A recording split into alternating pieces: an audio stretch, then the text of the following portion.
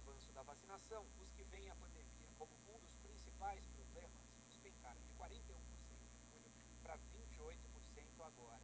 Há 2 meses, só 10% apontava a economia como uma das principais preocupações. O índice mais do que dobrou, agora são 21%. Na sequência, vem o desemprego com 14% das respostas. E parece que as pessoas não estão loucas quando nas pesquisas colocam a sua preocupação com a economia. Não é? Olha aqui, se você pegar números do Lula, da Dilma no primeiro mandato para o segundo mandato, também não era uma grande coisa essa altura não. Só que o Lula tinha passado pela experiência do mensalão, a Dilma tinha passado pelo aluvião de 2013, em junho de 2013, aquela maluquice que foi para as ruas. E as perspectivas da economia, nos dois casos, eram positivas, porque não se conhecia ainda o desastre econômico do governo Dilma, só ia aparecer mais tarde. Agora, não é o caso do governo Bolsonaro. Na economia as coisas não estão muito bem. E os números do PIB evidenciaram isso. Vamos lá, Bartolomeu. Recuou, Reinaldo, 0,1% no segundo trimestre deste ano em comparação com os 3 meses anteriores. Os números do IBGE mostram isso. A economia brasileira perdeu fôlego após ter avançado 1,2% nos 3 primeiros meses deste ano. O resultado veio abaixo da expectativa do mercado, os apostas falavam um crescimento de 0,2%. Já não, veja, andou-se de lado, encolheu um pouquinho, 0,05, é quase nada, e tal, mas o fato já se esperava que não fosse andar, e não andou, se me permite a construção algo exótica, e não andou menos, ou não andou mais do que se esperava, um pouco mais, né? E aí há recuos importantes, vai lá, Valber. A agropecuária recuou 2,8% no segundo trimestre, a maior queda entre os setores. O desempenho foi afetado pela forte seca, a gente vem falando, pela estiagem, falta de chuvas e pelas geadas que caíram nos estados das regiões sul e sudeste. A indústria também caiu 0,2% no período e os investimentos tiveram retração de 3,6%. O resultado do PIB só não veio menor graças ao setor de serviços, que teve avanço de 0,5%. Mas que já deu uma parada também, né? E há uma questão aí que tem a ver com o consumo das famílias, né? O consumo das famílias que é considerado o motor do PIB, né, Reinaldo? São as famílias que consomem produtos, consomem alimentos e principalmente consomem os serviços. Nesse trimestre, o consumo delas ficou estagnado, não saiu do zero.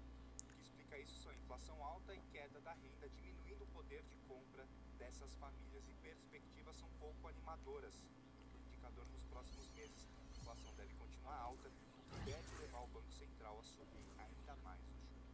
Olha aqui, se a economia não crescer mais nada esse ano, nós vamos ter um crescimento no ano aí da ordem de 5% ainda. Tá? O problema é que esse crescimento ele é desigual, ele está centrado em algumas áreas, especialmente exportação de commodities. E o reaquecimento que houve com a retomada da economia, mas que também é episódico. Agora, de verdade, ele não chegou ao consumo, de verdade, ele não chegou ao salário, de verdade, ele não chegou ao emprego. E as perspectivas no ano que vem não são boas. O crescimento aí, o otimista fala em 2%, que é muito pouco. E a inflação está se mostrando renitente. Por enquanto, infensa a elevação da taxa de juros. Elevação da taxa de juros que, por sua vez, compromete o crescimento futuro. Mas, evidentemente, Paulo Guedes não viu nada de errado, disse que está tudo bem, estamos ótimos. Também o Ciro Nogueira falou que está tudo certo, não devemos nos preocupar. Olha, o fato de governos dizerem essas coisas não implica que as pessoas vão pensar essas coisas. Porque, veja só, Bob, eu vou lá abrir a geladeira, não encontro o que eu quero, não tem. Geladeira que está muito cara para ficar ligado também, porque a energia elétrica também está muito cara. Mas aí eu ouço o Paulo Guedes dizer, ou então o Ciro Nogueira com aquela animação, dizer, não, fica tranquilo. Pazuello, né? O Campos Neto, presidente do Banco Central, já menos otimista, mas também com aquele ar assim, meio de um pouco aborrecido com o mundo, né? Dizer, não, tá. Aí o cara fala, não, Maria, é o seguinte, tá tudo certo, tá? Eu acabei de ouvir que é mentira. Esse negócio que não tem iogurte na geladeira é imaginação sua. Tem sim, tá? Falaram que tem, que não mudou nada. Tá? E o preço do arroz é mentira, que tá barato, tá? Vamos comprar agora. Esse tipo de coisa serve para nada, mas, enfim, os governos insistem nessa tática sempre, não é isso? Vamos conversar. Hoje todo mundo fala sobre investimento, mas afinal, o que é investir de verdade? De verdade mesmo é com o BTG Pactual Digital. As melhores opções do mercado, ações na bolsa, fundos, aqui e lá fora. Investir de verdade é poder contar 24 horas com a melhor assessoria de quem tem mais de 3 décadas de experiência. Comece aos poucos e vá longe com o BTG. Abra sua conta e comece a investir de verdade com o BTG Pactual Digital. Sabor e qualidade lá em casa tem. Creme de leite da lá também. Mistura pra pôr leite condensado. Existe todo sabor lá em casa tem. Italac. O transporte está presente na vida diária de todos os brasileiros. Movimenta pessoas e produtos, promove o desenvolvimento e a economia, integra a sociedade e gera emprego. Para entender melhor e aprimorar essa atividade tão essencial, a CNT realiza estudos, pesquisas e análises sobre o transporte brasileiro. Afinal, o transporte move o Brasil e o conhecimento nos dá a direção. Acesse cnt.org.br.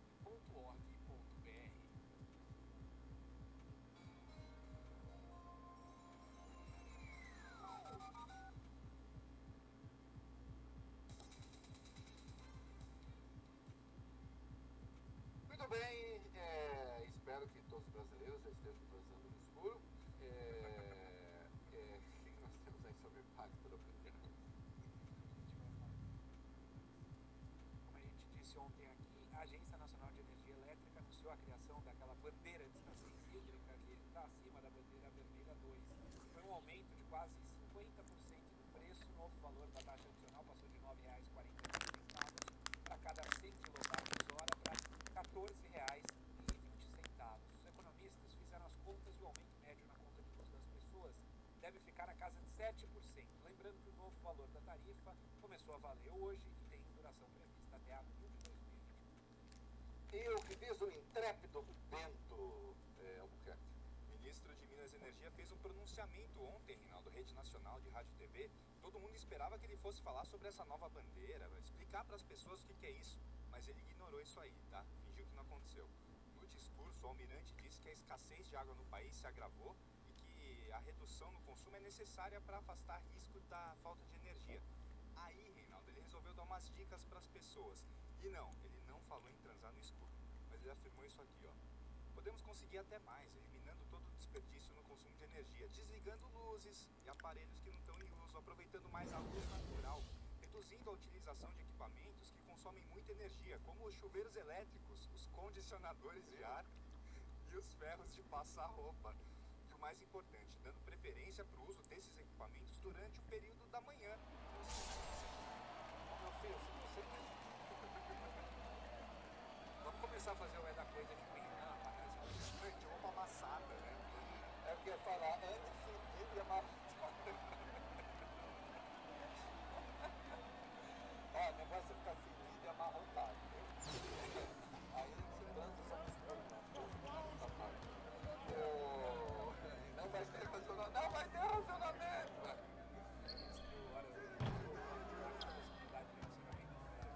É zero, foi uma declaração da os cenários que nós analisamos, as modelagens computacionais, e nós temos oferta de energia suficiente para atender a demanda. Monitoramos o sistema 24 horas por dia. Realizamos reuniões com a possibilidade de Olha, se tiver, caso venha ter apagão, é porque tem um problema no modelo computacional. A modelagem computacional ali na o neurônio está muito mal feito.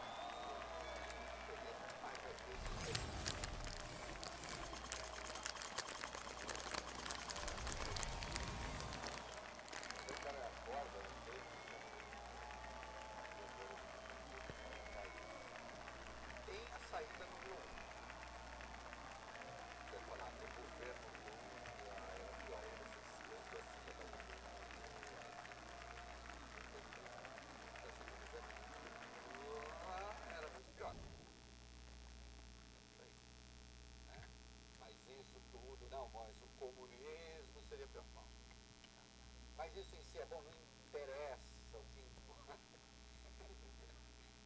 E aí você vai, aí você avança. Aí você começa outra saída, fala mal de Cuba. Você não tem o que dizer. Cadê Cuba? E na Venezuela? E na Venezuela, como é que é? Fale da Venezuela se você tem coragem. Foca no Brasil. Fala de Cuba, fala da Venezuela, fala mal do Lula, fala mal do STF, entendeu? É isso, né? Pronto, né? E aí tá resolvido. Pronto, não precisa comentar nada, não precisa nem estudar o assunto. E aliás é o que ele faz. Nem sequer, nem sabe o que está acontecendo. Tem gente que nem está mais entre nós. Já está num outro mundo, está numa outra esfera, num outro plano. Entendeu? Já nem fala coisa que foi. É assim, dá a notícia. E aí? O que é?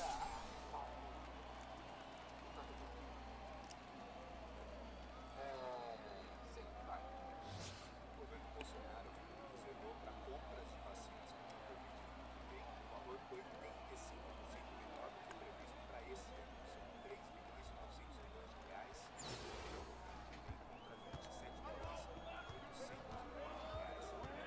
Números constam da proposta de orçamento de 2022 apresentada ontem ao Congresso. Segundo o representante do Ministério da Saúde, o valor será destinado apenas à compra de vacinas da AstraZeneca produzidas por insumos da Fiocruz, além de algumas químicas. A garantia suficiente para o governo adquirir somente 140 milhões de doses, quantidade que não chegaria a cobrir a população adulta do país, mais mais ou menos 160 milhões de pessoas acima de 18 anos.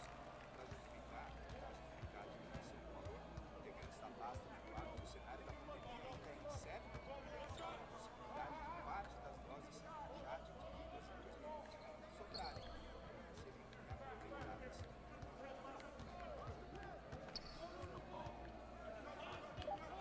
Querem é compatível. O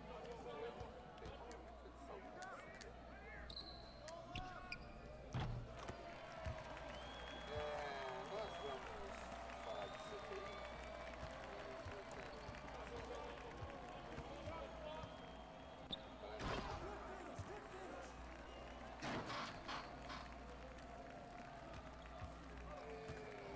quero ao autorizar a quebra do sigilo bancário e fiscal do vereador carioca Carlos Bolsonaro e outras 26 pessoas. Não, eu vou falar isso daqui a pouco. Vou falar de CPI, vai para ficar organizado, porque depois aí é a hora de fazer os cortes que eu vejo complica tudo. Vamos lá, CPI da Covid.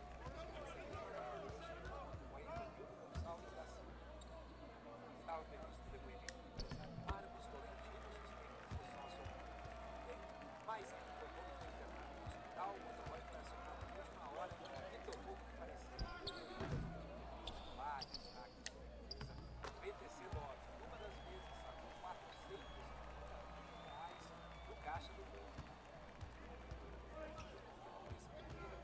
Acaba morrendo no mesmo banco ou que transportava a quantia para outra direção. Vamos só explicar por que a VTC não fazia, por exemplo, uma transferência bancária em relação que sobrava do dinheiro que entregava para funcionários renais, que sabem financeiro para que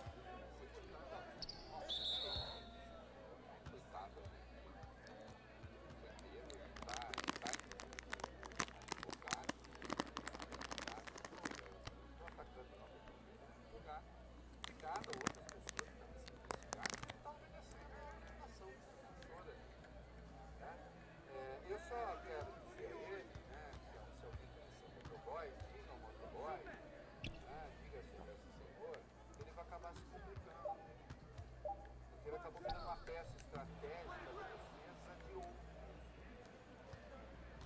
aí não adianta alegar a ignorância da lei ou alegar a ignorância das operações que fazia. Vai acabar se complicando. E alguém que possivelmente não tem articulação para participar de uma organização criminosa, isso é evidente.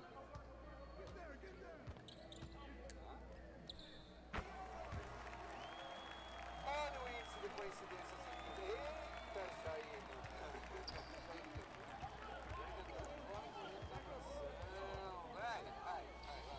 Trocas de mensagens apontam que Jair Renan Bolsonaro, a Bolsonaro Júnior evento economista Marconi Albernazio Júnior, apontado pela CPI da Covid como um dos intermediários da Precisa Medicamentos.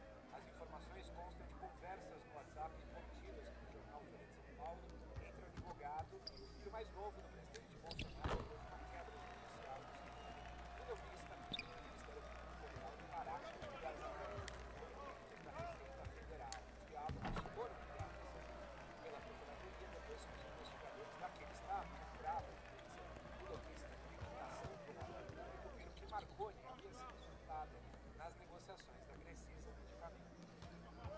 Então, né, é incrível, bom, de novo, né, é incrível como essas pessoas todas vão se utilizando, né, é um mundo fantástico, né? Então, o filho do presidente vai se fixar no empresarial, e aí quem é que ajuda? Um lobista que está envolvido com um monte de tramóia no Ministério da Saúde. É claro, havia uma bolha no Ministério da Saúde e que esta bolha, como costuma acontecer em Brasília, está cheia de bolhas de gente daqueles que se deixam abraçar.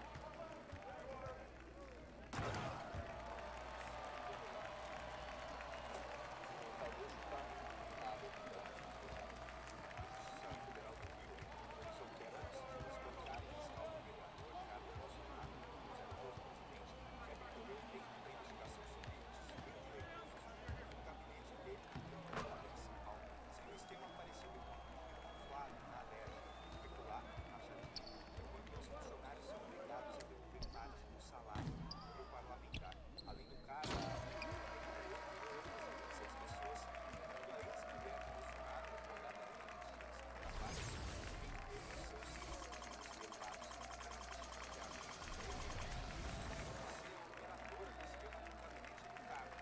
Ela teve 7 parentes empregadas no Tribunal Municipal. Uma delas, Andréa Siqueira Vale, que também é investigada no caso Flávio. A Andréa, Reinaldo, foi ela que gravou os áudios falando da existência também de um esquema de peculato no gabinete do então deputado Jair Bolsonaro. Teria demitido, então, o cunhado André, a irmã chamava André, o André Siqueira Vale, que ele não teria cumprido a parte na rachadinha, entendeu? No peculato, em vez de devolver para o Bolsonaro prometido, tudo ela. Ele ficou com dinheiro, mais dinheiro do que o combinado.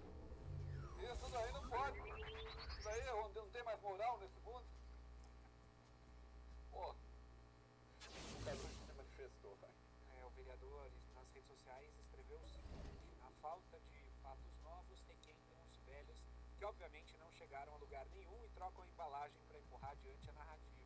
Aos perdedores, frustrados por não ser o que sempre foram, restou apenas manipular e mentir. É o que mais Entendi uma parte. quase. Que eu tava indo bem, eu tava indo assim, nossa, até que ele tá escrevendo coisas ainda que na falta de fatos novos, requentam os velhos, que obviamente não chegaram a lugar nenhum e trocam a embalagem para empurrar adiante a narrativa. Tá bom, faz sentido, sabe? Pode ser uma tá? Coisa dele. Aos perdedores, tá? Frustrados por não ser o que sempre foram. O que isso significa? Faria sentido assim, aos perdedores, frustrados por ser o que sempre foram, ok? Isso é, por ser o que sempre foram, perdedores. Tá certa a transcrição aqui, né? Tá. É isso mesmo. Aos perdedores, frustrados por ser o que sempre foram, restou apenas manipular e mentir. Aos perdedores frustrados por não ser o que sempre foram. Tem um problema nessa família. Eles têm uma dificuldade para entender a diferença entre uma coisa e o seu contrato. Só isso. Só fora isso, é uma gente completamente normal. Hoje todo mundo fala sobre investimento. Mas afinal, o que é investir de verdade? De verdade mesmo é com o BTG Pactual Digital. As melhores opções do mercado, ações na bolsa, fundos, aqui e lá fora. Investir de verdade é poder contar 24 horas com a melhor assessoria de quem tem mais de 3 décadas de experiência. Comece aos poucos e vá longe com o BTG. Abra sua conta e comece a investir de verdade com o BTG Pactual Digital. Sabor e qualidade lá em casa tem. Creme de leite da lá também. Mistura pra molho, leite condensado. Sushi, polvo e sabor lá em casa tem. E tá lá. A JBS assumiu um compromisso global, net zero até 2040. Ano após ano, vai melhorar ainda mais o jeito que produz com energia limpa e simples. What's up, y'all? It's K Canal. You watching 2K TV. Já exige desmatamento ilegal zero. Hey, I'm Brian, and I'm in your neighborhood to talk about the upcoming 2K Compete events. This weekend, if your My Player is a 75 overall or under, you can head to boot camp for a chance to earn exclusive prizes. You'll have 4 chances to participate, so don't miss out. On Wednesday, I better see all you playmakers at dime time. Here, work with the community to reach the assist goal, and if the goal is met, you'll earn some. As they came through the tunnel earlier, the Pacers were already in all business mode, ready to defend their home floor. The buildings of Indianapolis are location tonight, framed against the beautiful nighttime sky.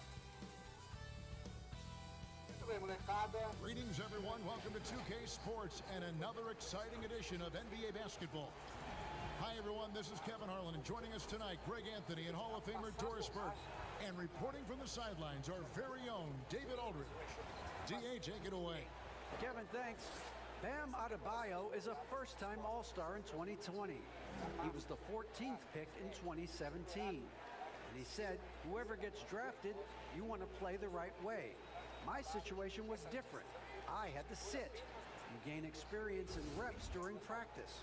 Once you get to do it in a game, the leash gets longer and you get to become who you want to be. Kevin, he's become one of the best young big men in the league. All right, thank you, David. So the opening lineup for the Heat, they've got Jimmy Butler, Jay Crowder out there with Bam Adebayo.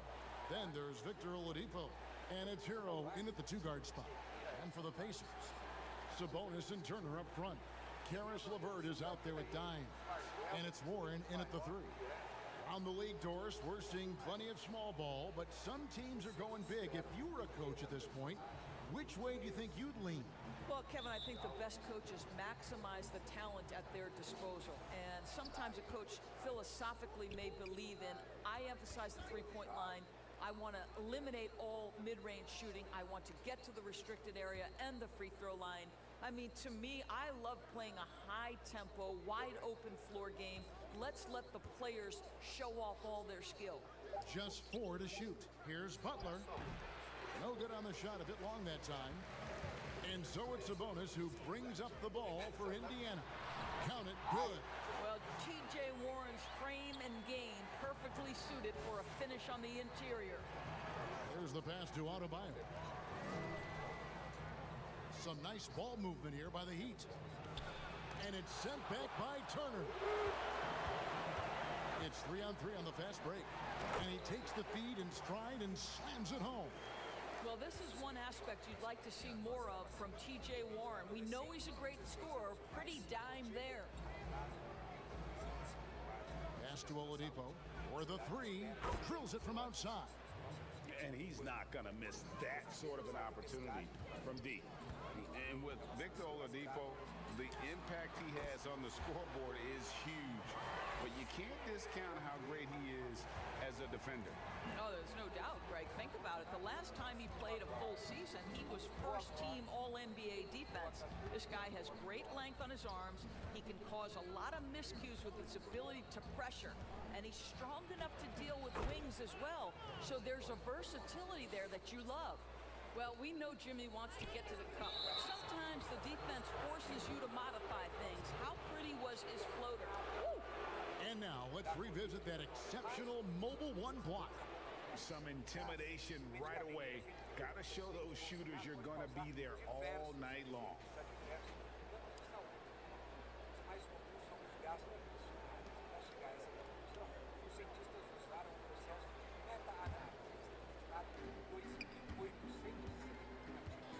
Now here's Oladipo, guarded by Silva. Passes it to Crowder.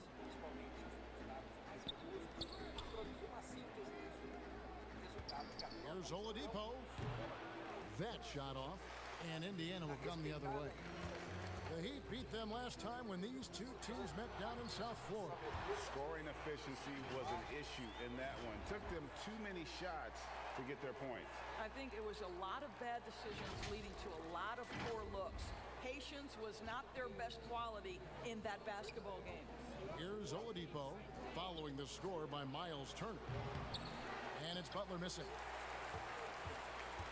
For Indiana, they've gone 4 of 4 to start. So a nice offensive rhythm to start here. A nice shot by LeVert.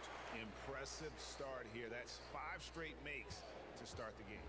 The Heat trail by 5. Oladipo, the pass to Hero. Up top, Crowder. And Oladipo has it in the corner. Miami no good on that time either. He is too good a shooter, guys, to be left open like that. The defense just dodged a bullet there. Fast break. Here comes Indiana. Outside Warren. Pass to LeVert. Here's Silva. Against Charlotte. He was really on his game. 6 on the shot clock. And Turner stays with it. Turner's got his second basket. Miles Turner is simply a workhorse. I mean, he keeps plays alive with his length and activity. And there's a minute 45 left to play in the first quarter. And Miami calls their first time out of the game. They're moving on after the tough loss they took at the hands of the Blazers. That was a rough outing. They did a few good things, but the inconsistencies caught up to them in that one. To be perfectly frank with you, I'm surprised it was as close as it was. I thought they were outclassed all night.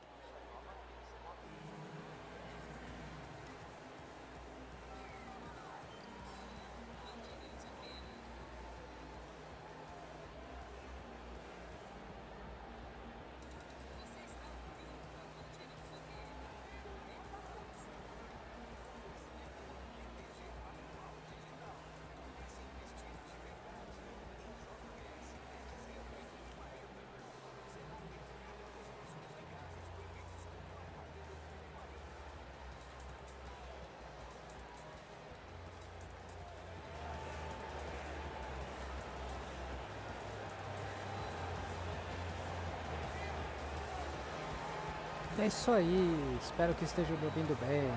Vamos pra cima. So Indiana ends up with a new group on the floor. And a new group in for the Heat. Achua, he's checked in for Crowder. Robinson comes in for Jimmy Butler. Kendrick Nunn, he's checked in for Hero. And it's Dragic in for Oladipo. Now, here's Nunn. His last outing, he had 8 points. And there's the foul on the shot. He'll go to the line for 2. And the foul goes against Indiana. This is his first trip to the line tonight.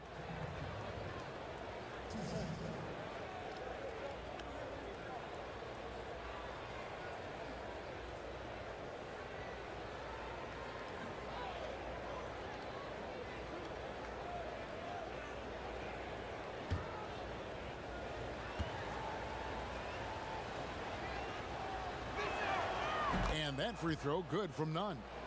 Greg, 11 years for you in the NBA. You had to have some favorite players that you played besides and with. You know, it's a great call, and there were a ton of them. A few guys, though, will say Gary Payton. I got a chance to play with Gary for a year and have known him. We used to go at it in high school, and it's really about his personality. This is a guy that constant chatter, practice on the court. That's what fed his confidence. Charles Oakley, another guy, he would run through a wall or through you to win a game. And then Scottie Pippen, later in my career, just a winner and somebody who I competed against for many years, but then having the opportunity to play with up close, I got a greater appreciation for his skill set. Here's Dragic. The Pacers making the shot. First shot, first basket. He's out of the blocks fast.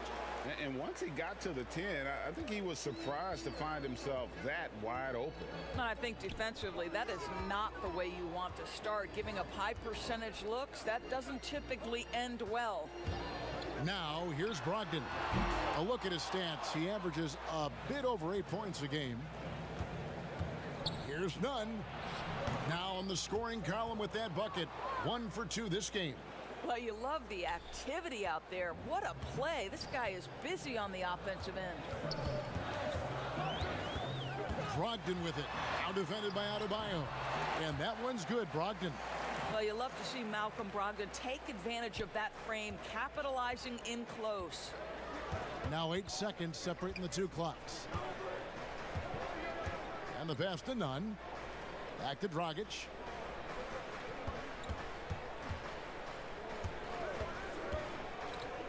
Lets it go with a 3.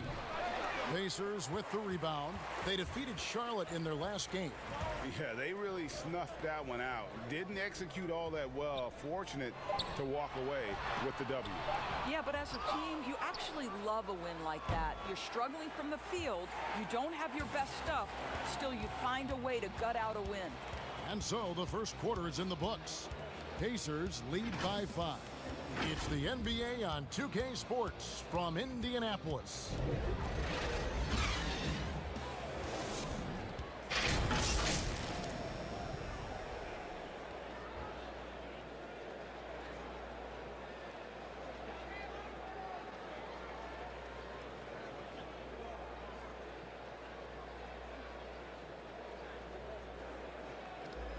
And we spoke with Jimmy Butler not too long ago about his teammates. These guys work so hard, and they're young, and they're professional with it.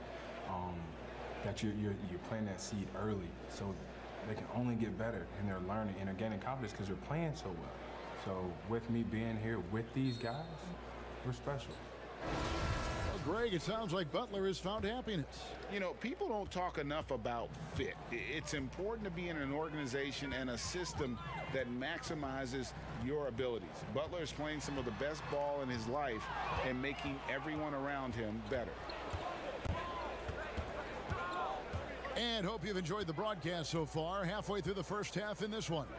And let's quickly break down the game, guys, we have seen from Indiana. What do you think? Well, they used the fast break to generate some easy buckets before the defense could get set. And we know this. Every team in the league now seems to be looking to play with pace. And for Miami, looking who they've got out there.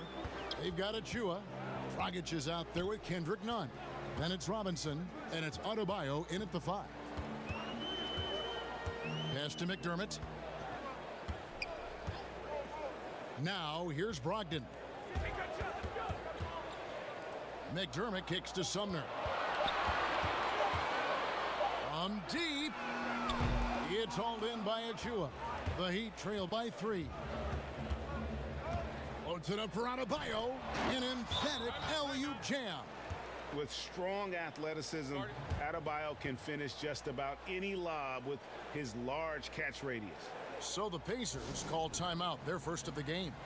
Adjustments are a part of the game, and the coach sees something he doesn't like here. Well, this is a chess match. Looking ahead a few moves and trying to execute toward that.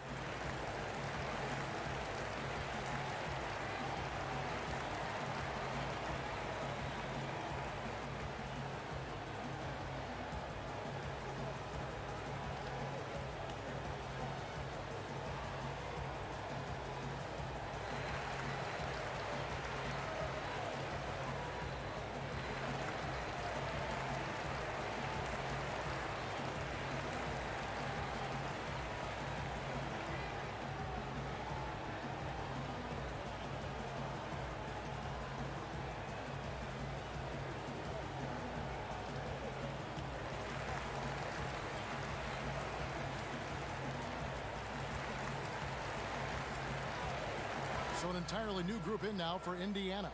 Miles Turner, he's checked in for Goga Bitadze. Sabonis comes in for Doug McDermott. Warren's checked in for Jeremy Lamb. And it's Dimes in for Malcolm Brogdon. And a new group in for the Heat. Jay Crowder's checked in for Bam Adebayo. Jimmy Butler comes in for Robinson. Tyler Hero, he's checked in for Kendrick Nunn. And it's Victor Oladipo in for Goran Dragic. Now let's go to the sideline and catch up with our Hall of Famer, David Aldridge. Thanks, Kevin. Well, Dimes in their last game against the Hornets was outstanding. He scored 18 points, and he did a good job to dish out a few assists to his teammates as well.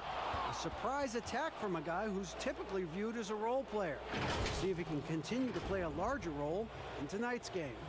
Nice work, David. Thank you. Greg, he did some fantastic things in that one. He made a huge impact.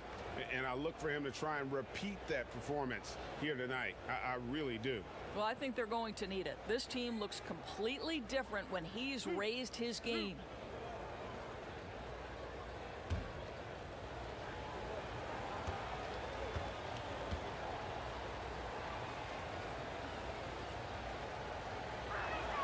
And it's tied up with that one. You know, when you look at the balance of power between players and teams, Greg, does it feel like the players now have more say, more control than they used to? No doubt. We're seeing more players demand trades, sign shorter contracts with opt-outs. And the irony of that is, in my era, our best players were fearful for the length of their contracts or the life expectancy of their careers, believe it or not. And these guys today, they understand their value. They know what they bring to the table, and they are utilizing that to the max. And is that good, Greg, for the game? I think so. I do think most guys want to win, and they understand that their legacies are going to be defined about whether or not they do. Here's Silva, guarded by Oladipo. Silva, the pass to Turner. LeVert from outside. Tries again, and denied. He sends it right off the glass. And here we go. Butler heading to the hoop. And the foul called on Dimes.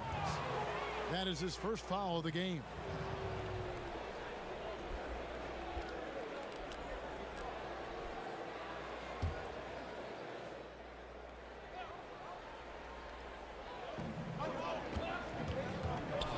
Oladipo finds Butler.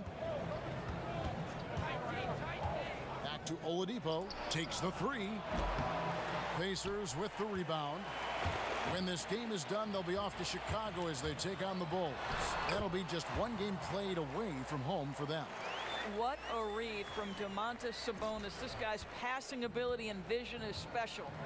And Doris, last season, Domantas Sabonis turned a corner in terms of development. He became a key cog in this offense. That's exactly right, Greg. Coach trusted him in more pick-and-roll situations. He allowed him to do more heavy lifting within the offense.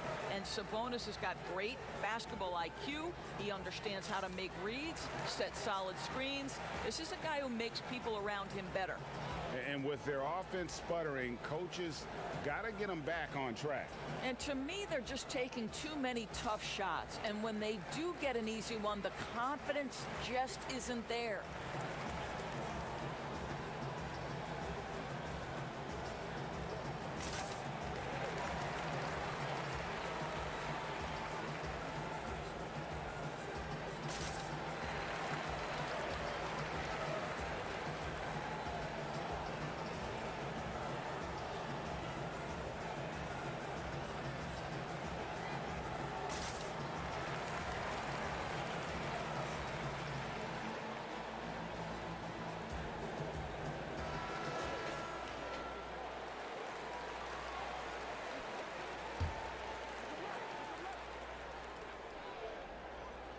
Second quarter of play with almost 3 minutes gone.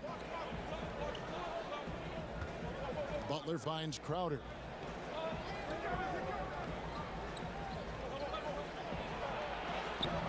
And no good. Nice D from Sabonis. And so it's Sabonis who brings up the ball for the Indiana Pacers. Here's Warren.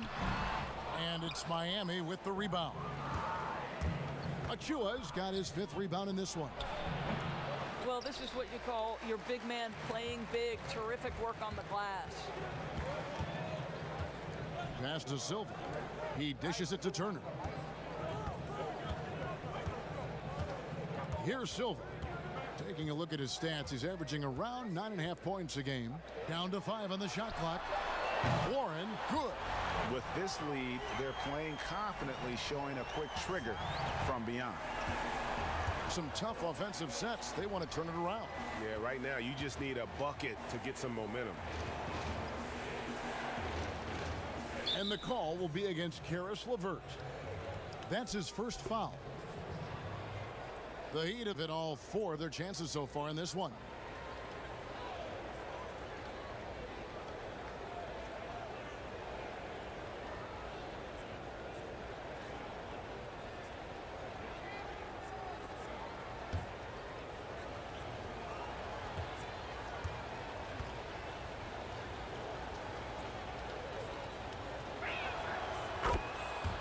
And some changes here for the Pacers. Doug McDermott, he's checked in for Sabonis. Jeremy Lamb comes in for Warren. And it's T.J. McConnell in for Karis LeVert. Bam Adebayo's checked in for the Heat. Dragic comes in for Oladipo.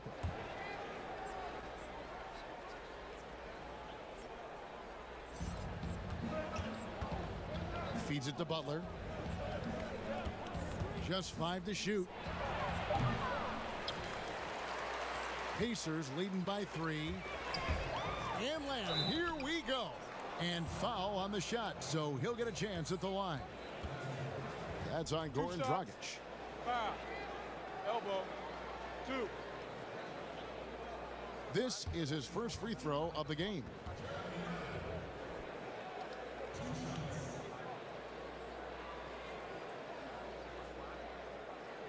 Take a break.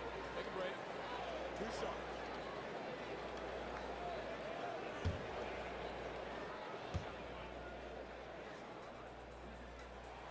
And the first one drops. Indiana making some changes. Goga Bitadze comes in for Turner. And Brogdon subbed in for Dimes. The Heat also changing it up. Duncan Robinson, he's checked in for Butler. And it's Kendrick Nunn in for Hero.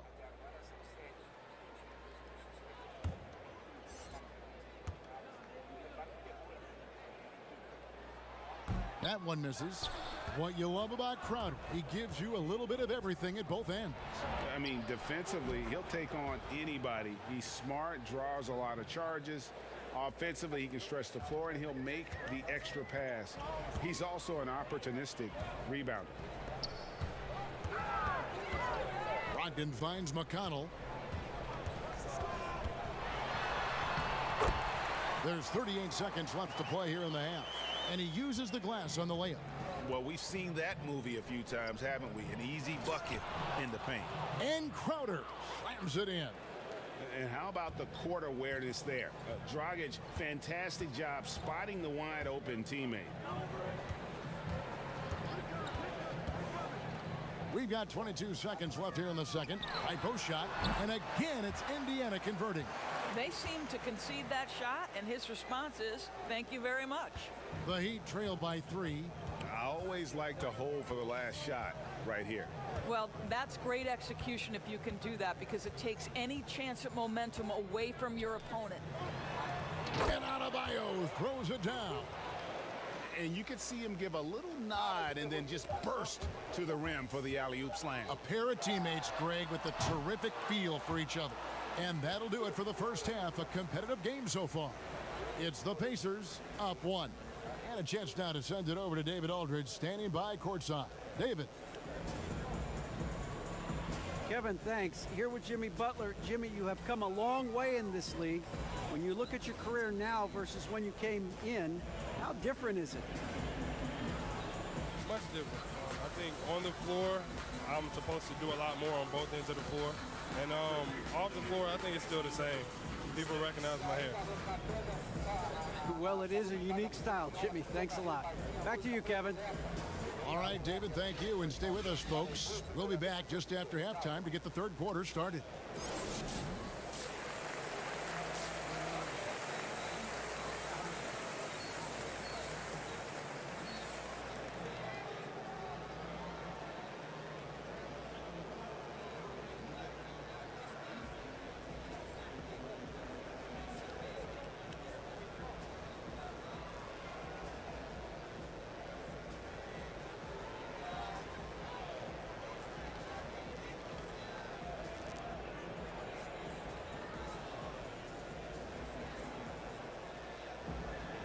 We've got second half action for you, and if the next couple quarters are similar to the first, this one could go down to the last possession. We've seen Kendrick Nunn really having a great game. But really, the numbers aren't gaudy. They don't stick out, but his energy and impact does. There's no doubt, and he's affected the game in any number of ways, and he's definitely important to the success of this team. Sabonis and Turner up front. Karis LeVert is out there at dime. And it's Warren in at the small forward position. So that's the group out there for Indiana. Greg, how special was it for you that you had your number 50 retired at UNLV? You know, that's something I can honestly say. As a kid, you dream about a lot of things. Winning, you know, playing at the highest levels. That's something I never really fathomed, is to have your jersey hanging up in an arena. That was a surreal moment, a really cool moment, and it was awesome to be able to share it with my family and friends. And people probably don't know that you grew up in Las Vegas, so it was probably doubly special, wasn't it? Exactly. Born and raised. Oladipo taking his time here. And the call on the shot that sends him to the line. Well, Victor Oladipo is unafraid in the face of contact. That's a nice move. For Miami, they have been good at the line so far, 5 of 5. Yeah, pretty good numbers on the season when you look at their free throw attempts, right around 78%.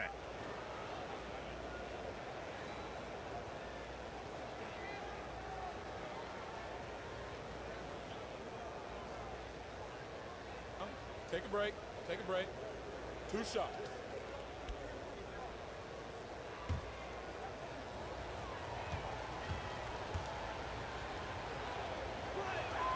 First free throw is good. Well, what do you do with more responsibility on your plate? If you're Victor Oladipo, you ascend into one of the game's top talents. This guy, his hard work and mentality paying off.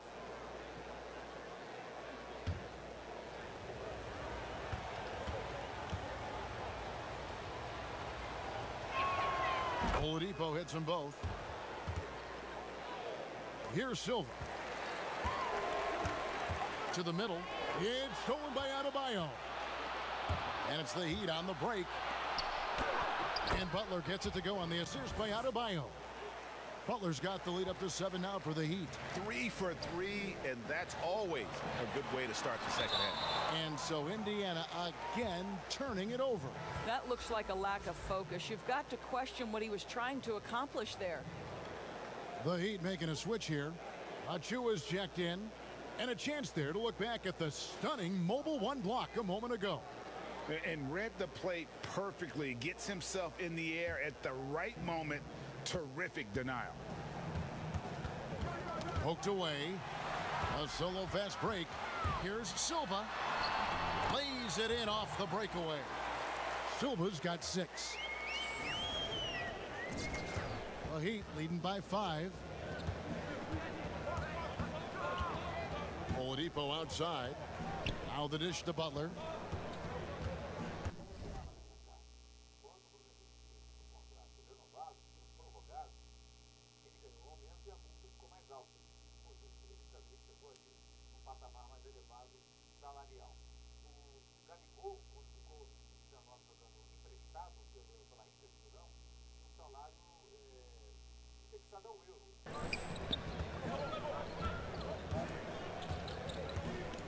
To Oladipo, 6 to shoot, and the foul called on Dimes. That's foul number 2 for him. Edmund Sumner's checked in for Warren.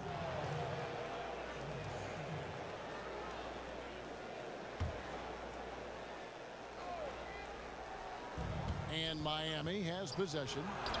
They've only allowed 2 points so far here in the second half. Wow, very close to a potential and one. Butler converting through contact.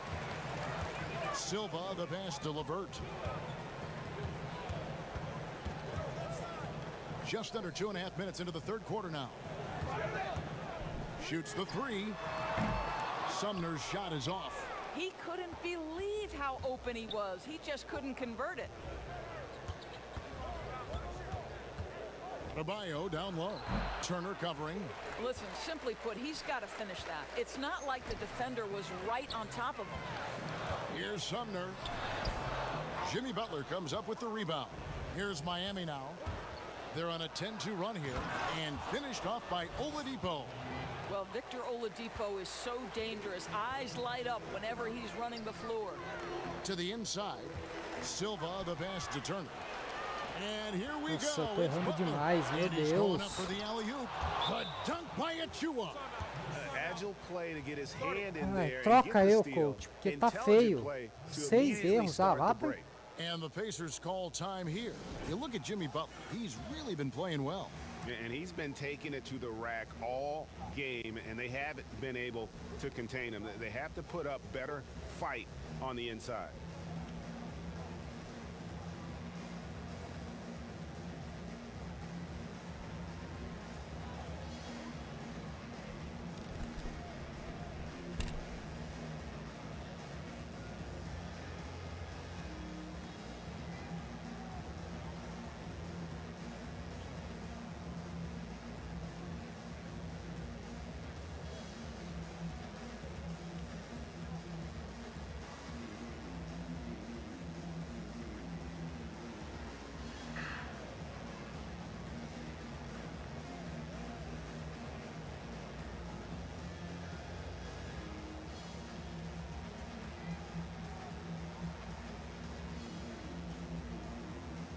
Both teams will make substitutions.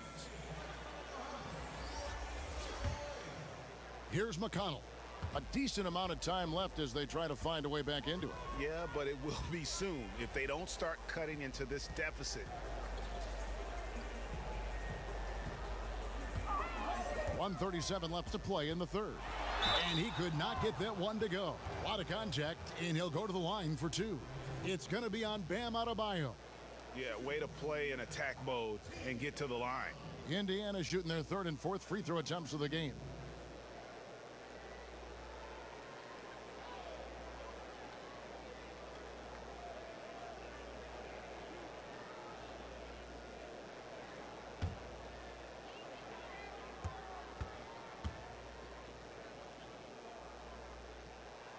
The first free throw is good.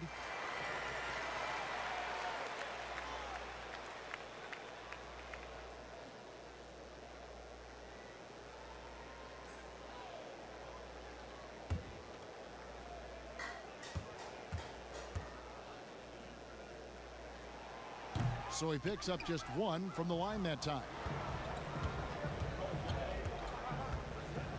We've gone about 3.5 minutes into the third now. Pass to Dragic. And here's Adebayo. Shot clock at 6. That'll go on McDermott.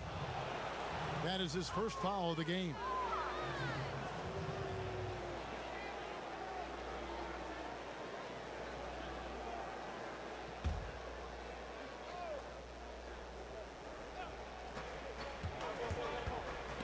It's stolen by Lamb. This is what superb defense is all about, guys. He read that all the way. Buries it from three-point range. You know, a lot of coaches might let you hear it for taking the three-pointer on the break, but I like the decision there. The D had already collapsed inside. Oh, and he's going up for the alley-oop here.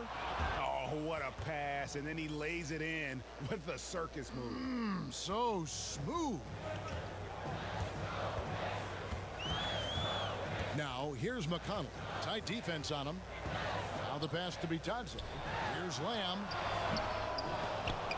He's off on that one. And it's Miami the other way. To the wing right side. Nunn passes to Dragic. Now, here's Nunn. He's covered by McConnell. Nunn, that's good. Nunn's got the lead up to 11 now for the Heat. And so it's Brogdon with it. He brings it up for the Indiana Pacers.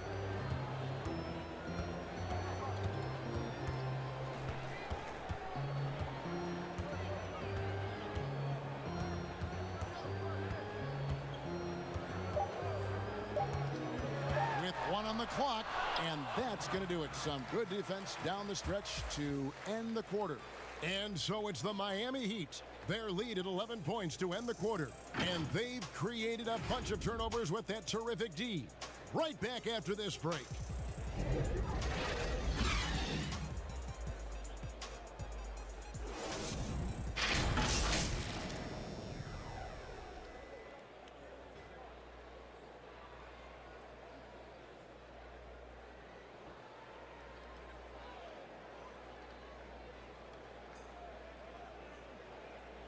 Now let's take a look at our assist of the game presented by State Farm. And he sliced the D wide open with his feed. They had no chance to prevent that basket. Well, that's what a great pass will do, right? You love the unselfish play.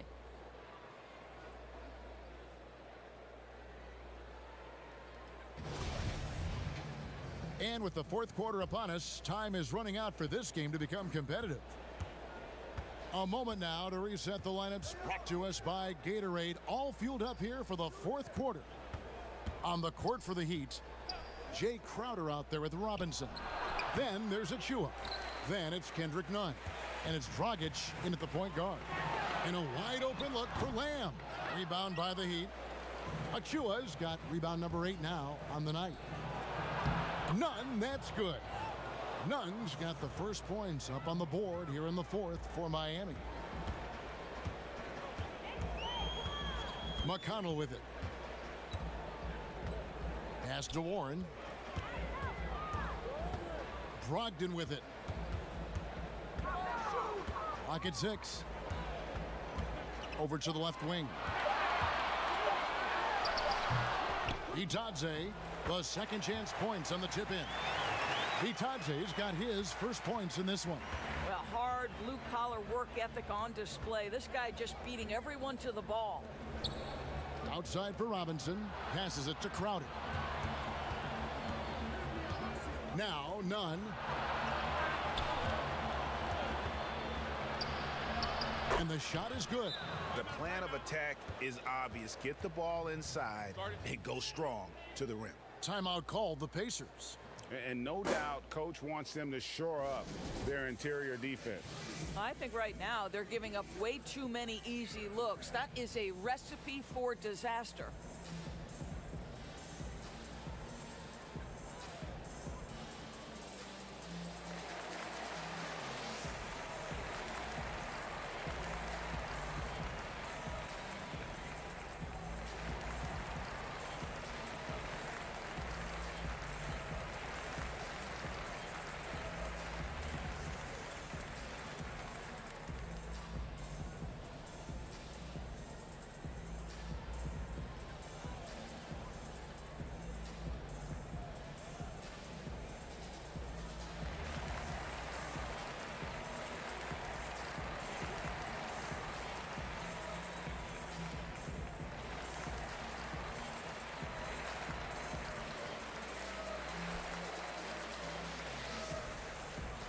So an entirely new group in now for Indiana.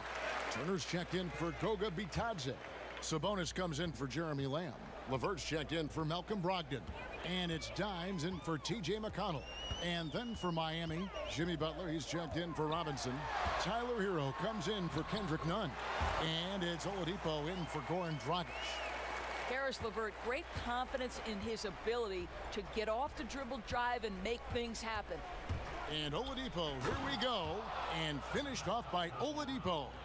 And there is no better way to add to the lead. Isn't that true, GA, especially when the slam is coming from the point guard? That's got to be a little bit deflating to the defense, guys. Getting kicked when you're down. Não posso passar a bola para você hoje. Pass to Achua. He kicks it to Crowder. And Domantas Sabonis pulls it down. Sabonis has got 7 rebounds in the game. It's LeVert on the wing.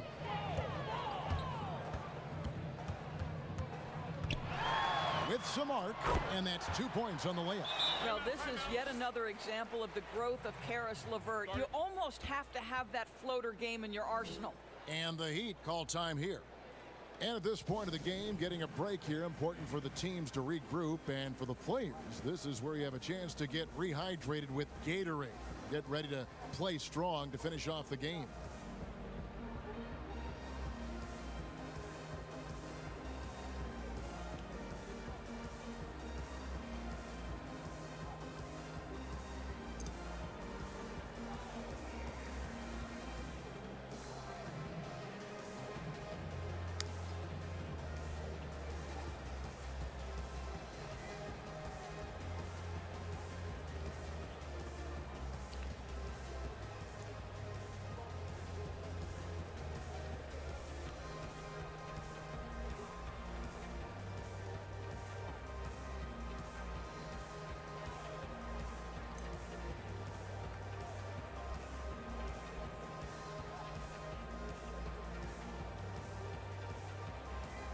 Adebayo is checked in for Achua.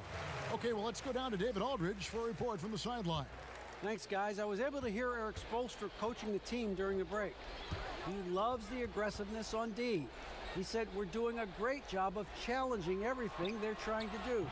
Stay active, talk to each other, don't let up. Kevin?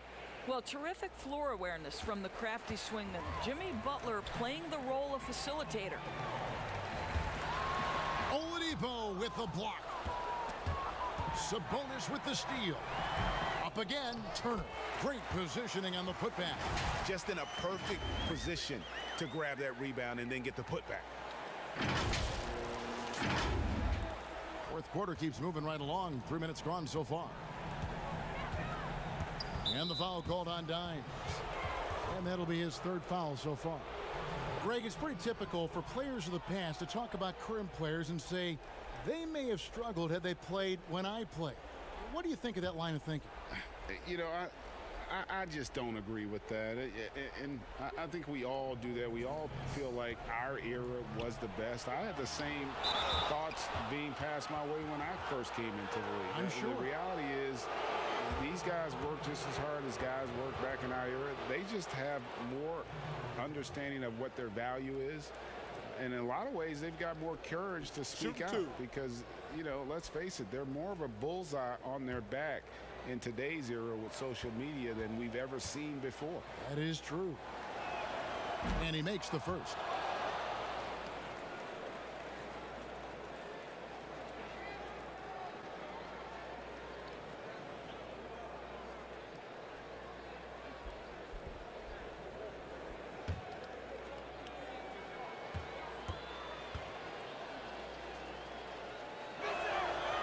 And Adebayo drops them both.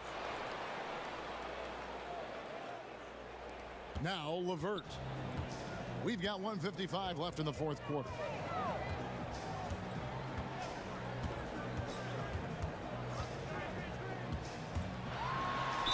And he gets the basket. Officials blowing the whistle, so a chance at the line for one more. Baskets like this demonstrate who Karis LeVert is. This guy is a fighter.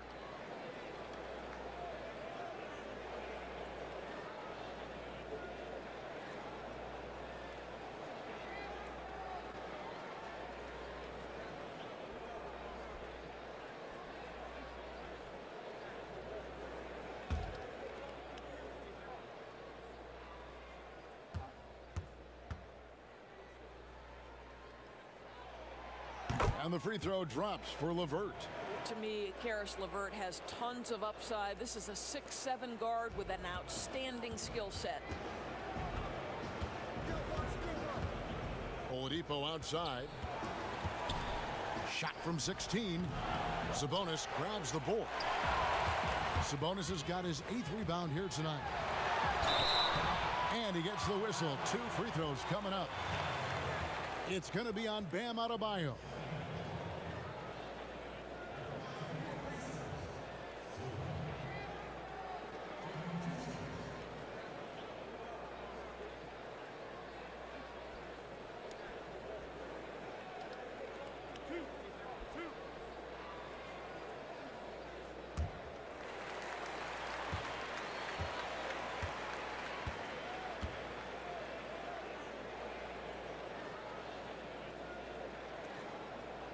It's the first that brings them to within 10.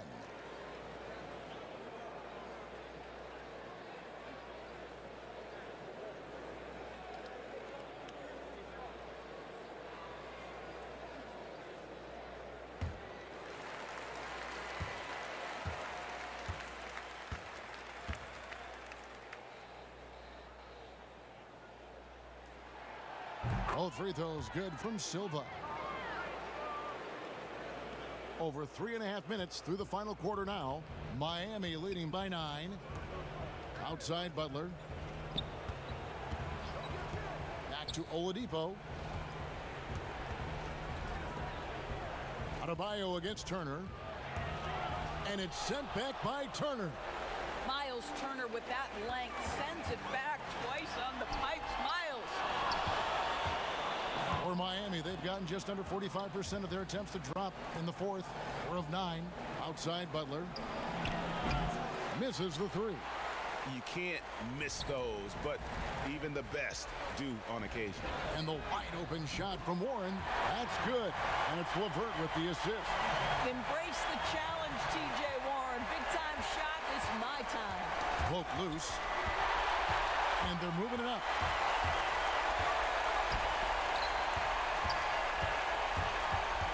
The pass to Silva. Back to LeVert. There's 25 seconds left in the fourth. Yes! That is a cold-blooded dagger. Mr. LeVert, welcome to it. Here's Hero.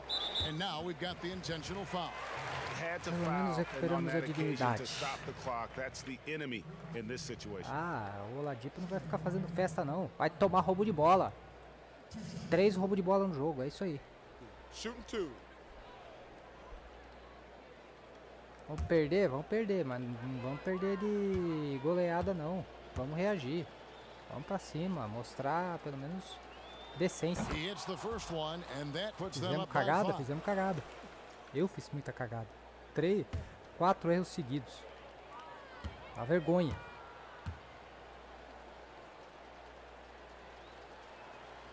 And a tough break as his second attempt at the line, no good.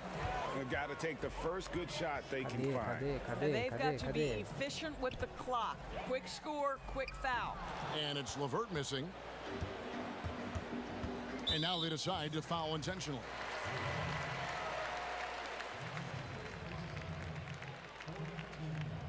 Quinta falta. Um jogo de 20 minutos, você tá com 5 faltas é porque realmente exagerei na dose da agressividade.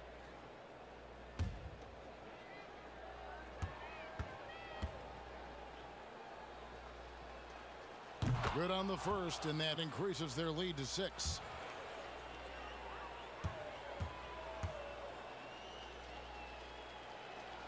So he gets them both, and it's a 7-point game. Time called here. Indiana decides to talk it over. They're trailing by 7. Just 4 seconds left in the fourth quarter. Guys, what's your take? And a little late to implement a plan B. This game is a wrap. Well, I think he might just want to remind these guys, hey, let's finish the game the right way.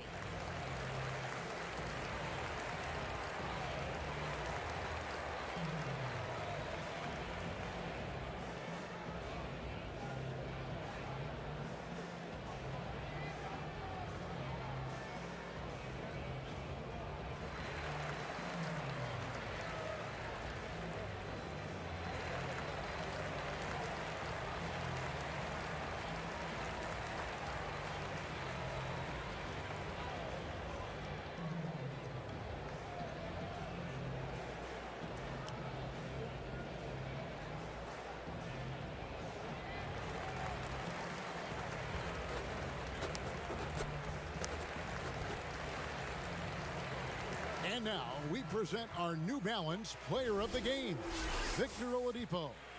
And I love that it's been a hard-charging performance. Jump shots have been kind of an afterthought. His main goal has been to attack the rim and put the D in some tough spots and also finishing strong. Well, he needed a game like this badly. He's been struggling for a while now, but tonight he broke out of that slump in style. And so it's the Heat winning this one. They seem to relish their role as the bad guy here tonight. You know, Kevin, I sense that as well. I mean, they really did feed off all of that negative energy this crowd was directing at them. I mean, they turned it around and used it as motivation to close out a significant win. And that's going to do it tonight, folks, for our broadcast. For Greg Anthony, Doris Burke, and David Aldridge, this is Kevin Harlan. Thanks for tuning in. And we'll see you next time.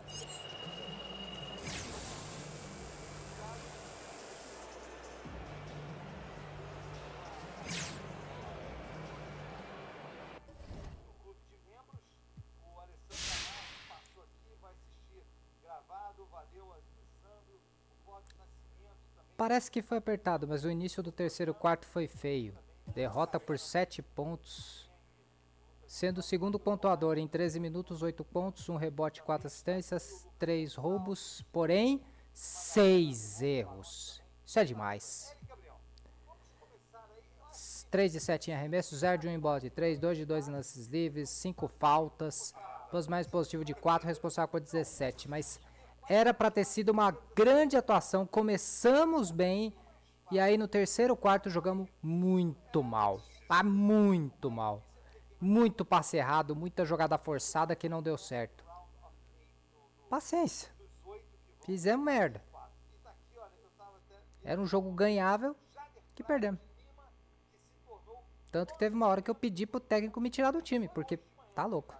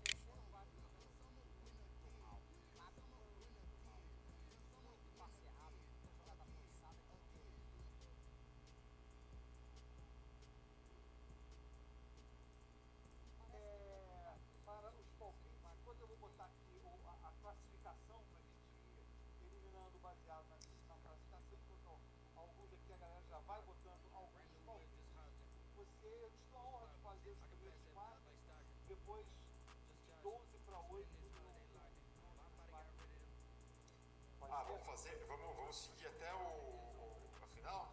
Até o campeão, que a gente sempre faz. Maravilha. Você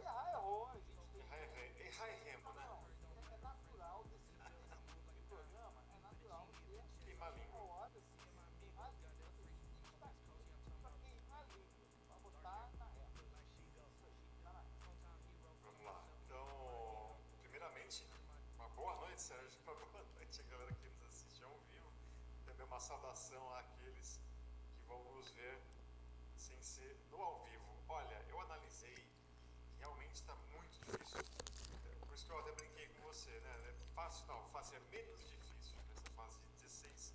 Tem algumas babas aí que eu acho que se juntando a fase e tal, mas vamos lá. Pra cair fora dessa primeira fase, se quiser me colocando. Stay focused on your workout.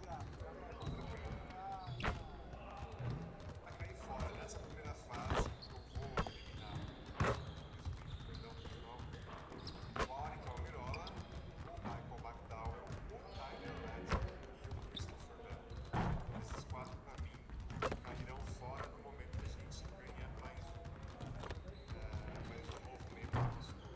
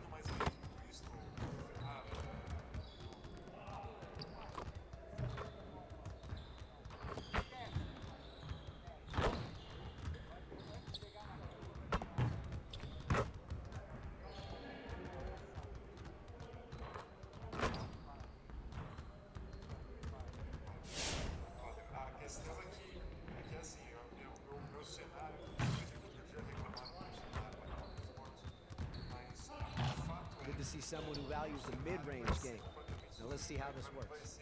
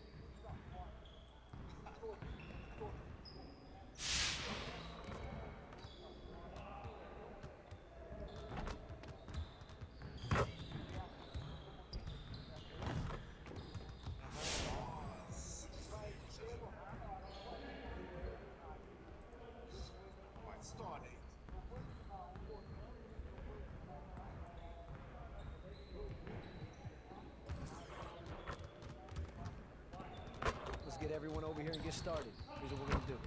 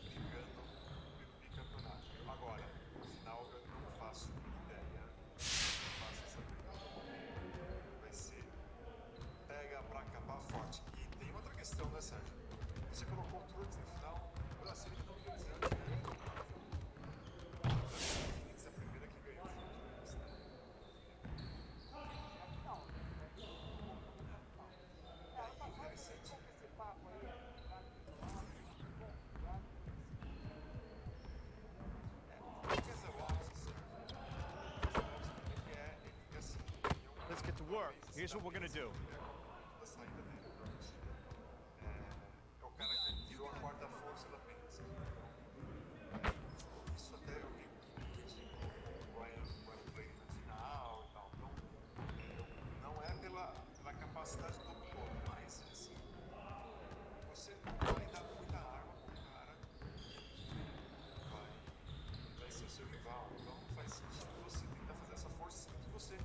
Na mesma fase final, você tem mais outros dois representantes, obviamente.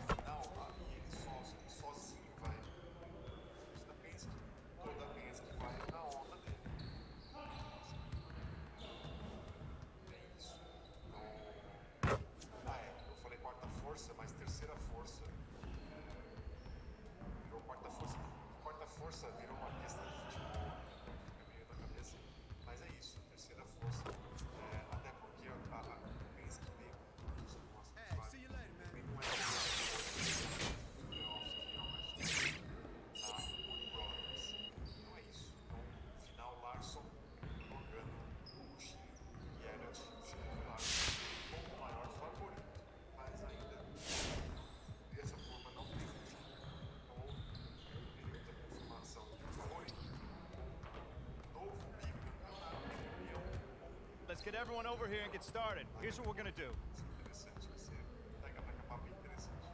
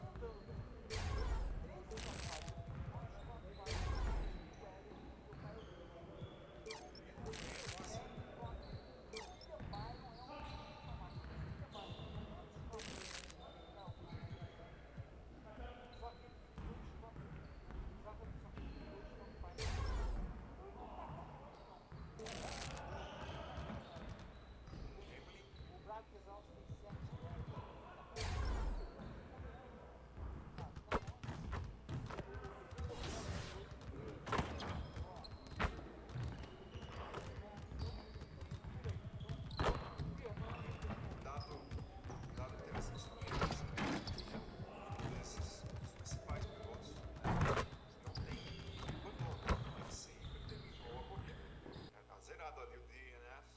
Ele tá zerado, inclusive, nessa zerado.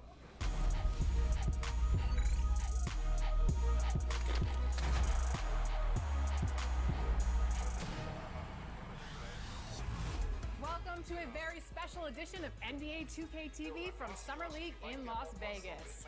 We have a very fun episode coming up for you, including highlights from Summer League, rookies talking NBA 2K, and the inside scoop on NBA 2K22 from Mike Wang. Let's go.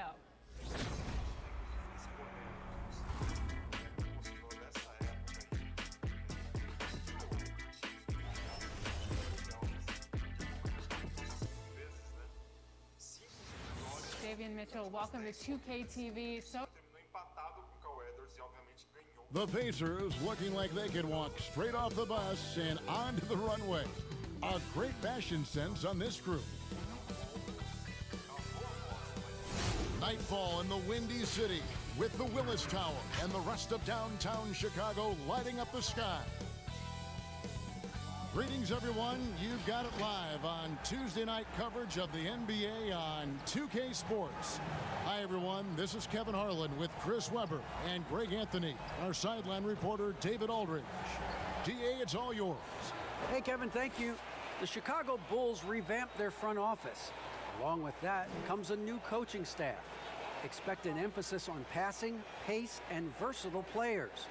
The Bulls have talented young players, and as they develop that team IQ, they hope that this team will finally turn the corner. Kevin? DA, thank you. Tonight, Greg, two teams with a lot of history that know each other very, very well. And sometimes familiarity breeds contempt, and that goes for the players, coaches, and fans. This one might get heated. I'm sure you felt that way many times when you play. Almost every time I took the floor. Good. You literally want to dislike your opponent. Let's check out Indiana's starting lineup. Sabonis and Turner up front. LeVert out there with Dime. And it's Warren in at the 3 spot. And for Chicago, White and Levine team up in the backcourt. Williams is out there with Markkanen. And it's Vucevic in at the 5 spot. Here's Silva. White covering. Silva, the pass to Turner. And it's slammed in by Turner. And using that improved court awareness, Turner continues to make plays out of the pick and roll. Out to White from the arc. Doesn't go for him. And Indiana will go the other way with it. Last time they met was in Indiana. Total embarrassment. I was shocked at how poorly they played. I think they were shocked. They just had nothing going for them. They look very defeated out there. Stolen away. Now the Pacers moving it up. Silva, the pass to Warren. Lays it up and in on the nice reverse. Showing some assertiveness inside. Warren knows you can't be.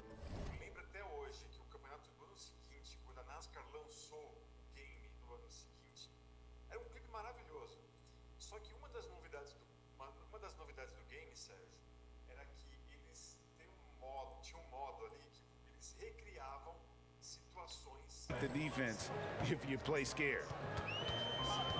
And White kicks to Vucevic. Levine inside the 3-point line. Shot is good off the back rim and in. Pick works well there. Not much resistance from the D. It's a lazy effort. Let's just be honest. Hoping the shooter misses, that doesn't constitute defense. Here's Silva. Taking a look at his stats, he's averaging around 9.5 points a game. Sabonis, the pass to Warren. Lays it up and banks it in. Warren's got his second bucket. That's what I'm talking about. That's a perfect 4-for-4 start for them. Now they're just getting all the shots they want. Levine dishes to Vucevic. 2 free throws coming up, and they call the shooting foul. And for a big man, Vucevic is pretty efficient at the line. Really has a complete game. First trip to the line for him here.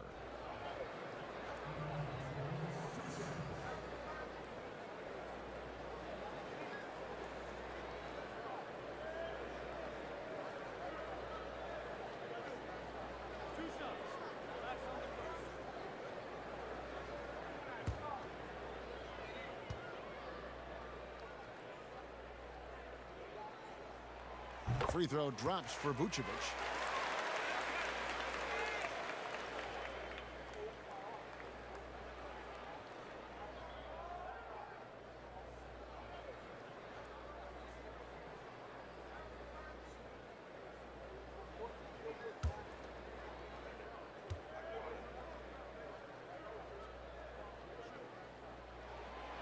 And good on the second, so he makes them both. Boy, he's got a great stroke from the line. That's not something we can say about all the league's big guys. Sabonis with the bucket. Their hot start keeps getting hotter. 5 for 5 now to keep things going. Last outing for Chicago, they won that game against the Pelicans. Remarkable consistency from deep. You can't count on that every game, especially on the road. And they were connecting. And when they're connecting like that, they're hard to beat. Their accuracy from outside, just incredible. And so it's Indiana with it after the miss from Vucevic. If you're just tuning in, we've played about 2.5 minutes here in the first. And the ball's tied up, so we'll have a jump ball.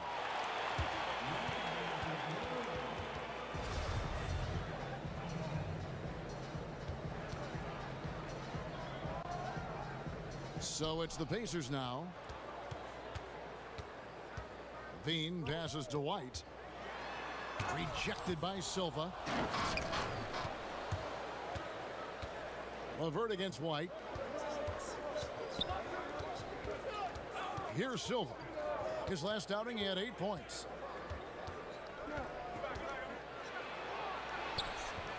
Nice D from Levine. And typically he has the touch to finish when he's in tight, but not sure on that possession. White wide open. He fires.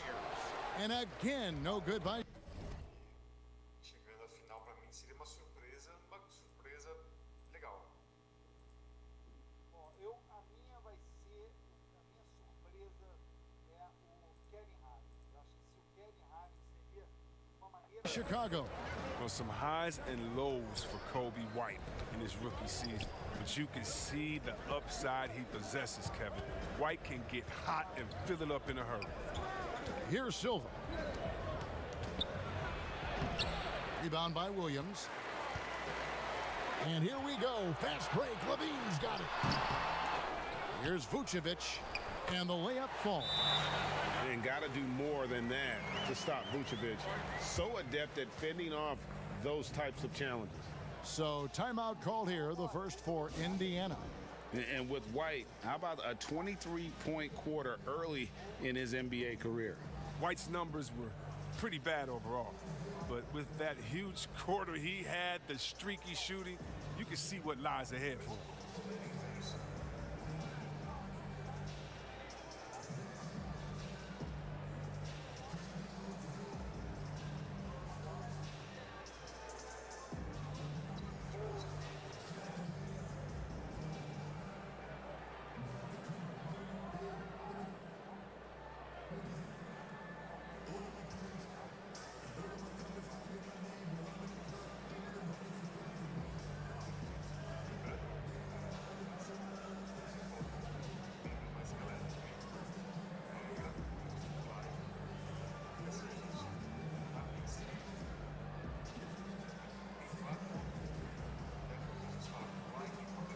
So Chicago going with an almost entirely new group here.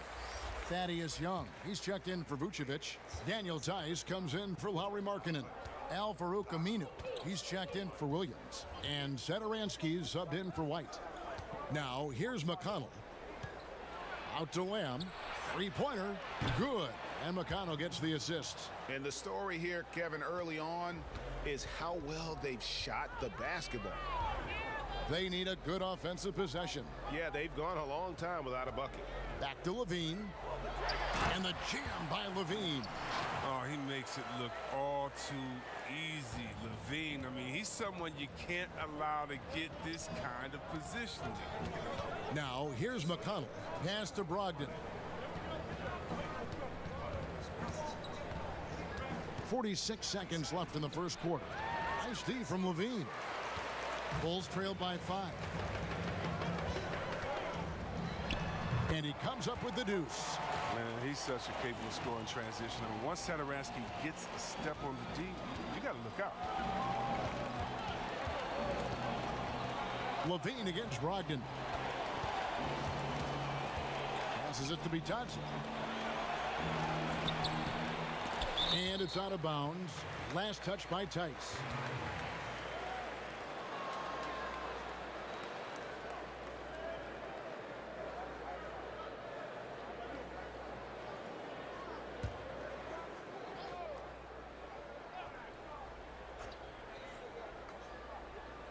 Stolen by Levine.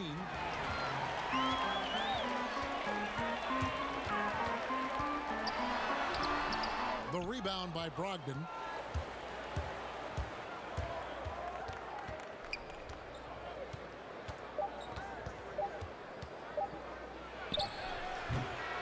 At the end of one, a closely contested game so far. Pacers out in front. They lead by 3. From the United Center in Chicago. Back in a moment.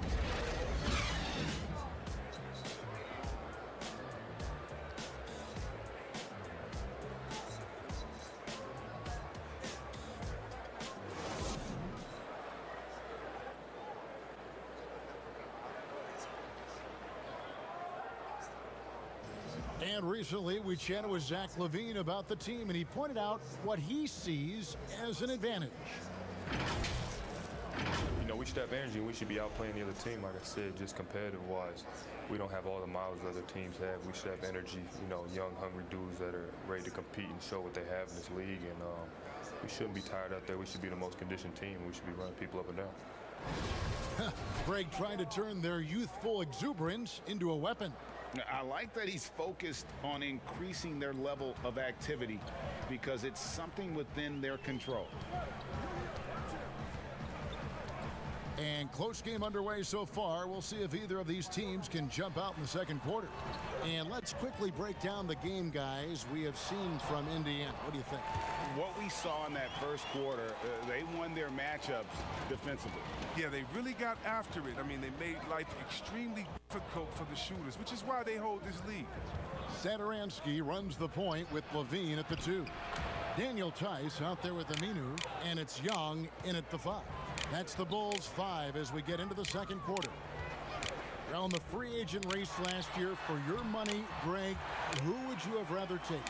Kawhi and PG, Kevin Durant and Kyrie. Oof.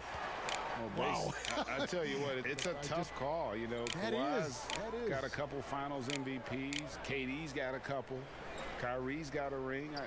It's a tough call. I mean, PG is more than capable, man. I think it's a toss-up, partner. I agree. Yep, I'm going to agree with you. It's a chance now to catch up with the 4th member of our crew, Hall of Famer David Aldridge. Hey, Kevin. Well, the Bulls have a new front office, branching out from the Nuggets Brain Trust with new team president. Given Denver's success identifying and developing young talent with a win percentage that's climbed year after year, there is at least some optimism that the Bulls will be able to build a similar and sustainable winning program. Guys? Wouldn't that be a story? Thank you, David. Timeout called the Pacers. And when you think about it, Thaddeus Young, he can be a thorn in the opposition side. He's just a great disruptor on defense. I mean, he has long arms, good timing to get those deflections.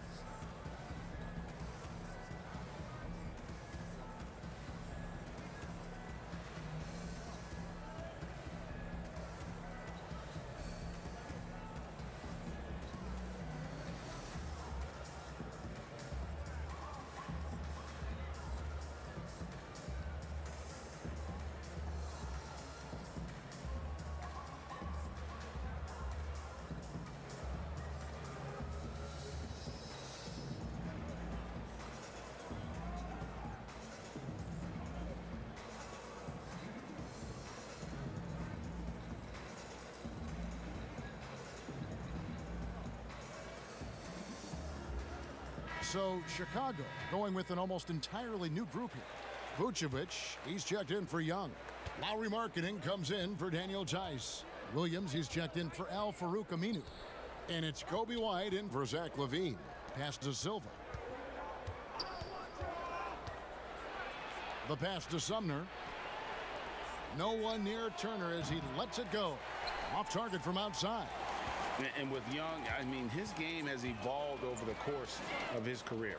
Oh, think about it, GA. When he came into the league, he was an up-and-down tweener. I think what's made him more consistent of a player you can rely on, is his defense has improved, and along with his shooting. Now, he uses different methods, but he still gets it done as a vet. And so it's Indiana with it. The Bulls getting the bucket. And here in the second quarter of action with a hair under 2.5 minutes played so far. And the shot by Warren, no good. Here's Vucevic. He'll bring it up for the Bulls. At the conclusion of this game, they're off to Detroit, where they'll face the Pistons. And that'll be the first of a 2-game road trip for them. Pacers trail by 3. They need a bucket in a big way here to regain some confidence. Here's Silva. Still looking for his first bucket in this one. And it's slammed in by Turner. Hard to stop Turner in close. As soon as he has prime positioning, he is going for the slam. And the first time out of the game called for Chicago. Adjustments are a part of the game, and the coach sees something he doesn't like here. Yeah, I like the chess match that's going on here. Each team trying to find and exploit the favorable matchup on the floor.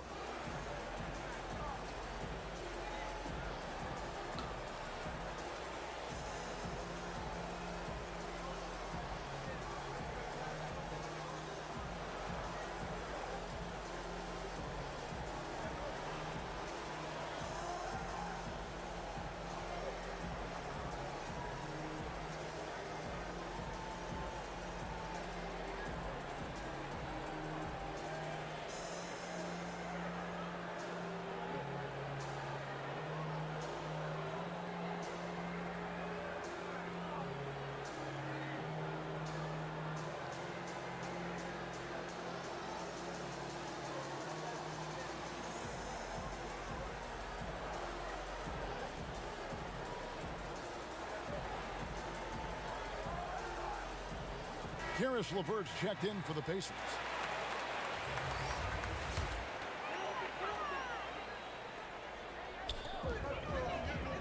Markkanen kicks to Williams. Second chance shot. Vucevic with the bucket. Vucevic has got 6. It really turned it around here in the second quarter after shooting less than 40% from the field in the first. And let's catch up with our sideline reporter, David Aldridge. Thanks, Kevin. Well, Dimes in their last game against the Heat gave them a bit of a boost. He ended up with 8 points and played tremendous defense as well, really causing havoc on both ends of the floor. It was a great combination for a guy who's considered to be more of a role player for this team. We'll see what he can bring to the table tonight, Kevin. All right, David, thanks. The aggressiveness, Greg, he showed the other night. We'll see if he can match that intensity here. I'm a believer. I think he can produce at the same level tonight. Yeah, and hopefully he doesn't overthink it. He just needs to go out there and play his game. And last year, Lauri Markkanen was asked to change his style of play a bit. He did more spot-up shooting for the team. Yeah, and honestly, in my opinion, GA, it was a waste of what Markkanen can be. I mean, this kid can dunk on you inside, post up, face, get you in the triple threat, shoot the 3 off the spot up, and more so importantly, maybe even handle the ball. He can make players around him better. He has one of the quickest first steps to take guys off the dribble in the league for his size. I'd like to see him take greater advantage of his skill set. And the Bulls making a change here. Levine's checked in.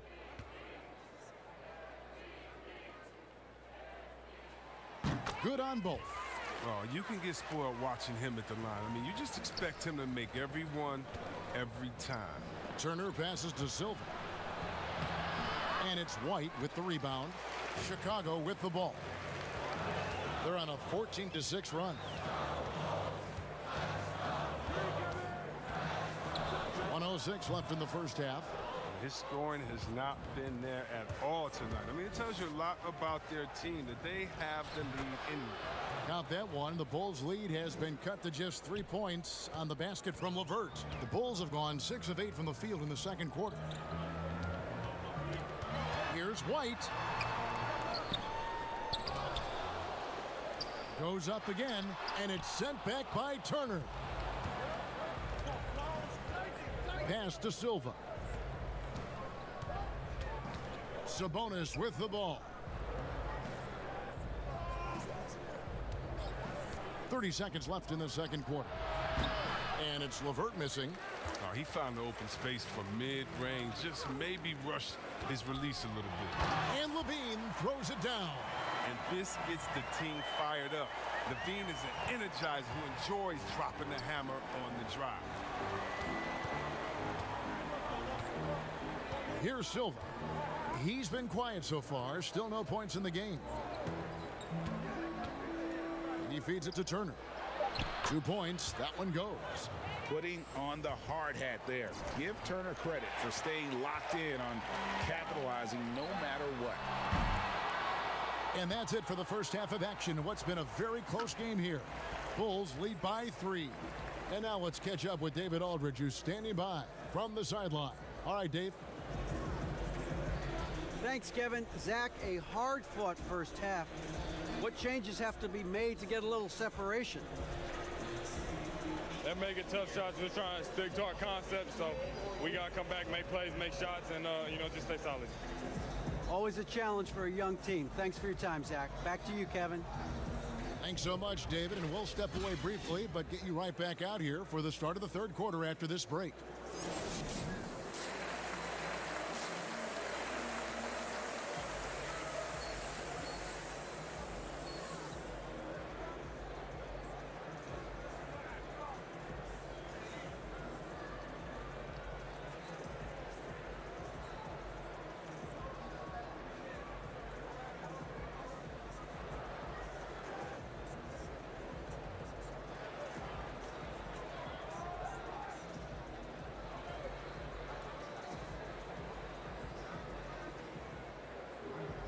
And in that first half, we saw a pretty tight battle. We'll soon find out what sort of adjustments were discussed during the half. You look at Zach LaVine, he's really been playing well. Man, he's been running wild on them through that first half. Absolute dynamite on offense. And as they can't slow him down, you know what you do? You keep feeding them and feeding them and feeding them. This is the right game plan. On the court for Indiana, Sabonis and Turner up front. Dimes is out there with Karis LeVert. And it's Warren in at the small forward. And on our sideline, our reporter, David Aldridge. Hey, Kevin, good to hear from you. Now, Zach LaVine has become a star, but he knows there's still work to be done. He said, I'm stepping into a leadership role, asking more of myself and giving more each year. You've got to look at your faults. I have to continue to improve my defense. I want to help us make the playoffs. My next step as a player is winning. Guys, back to you. Great attitude. David, thank you. I'm sure you've got a list, Greg, of players you've visited with over the years who you really enjoy spending some time with and talking to. I mean, there are so many, Kevin.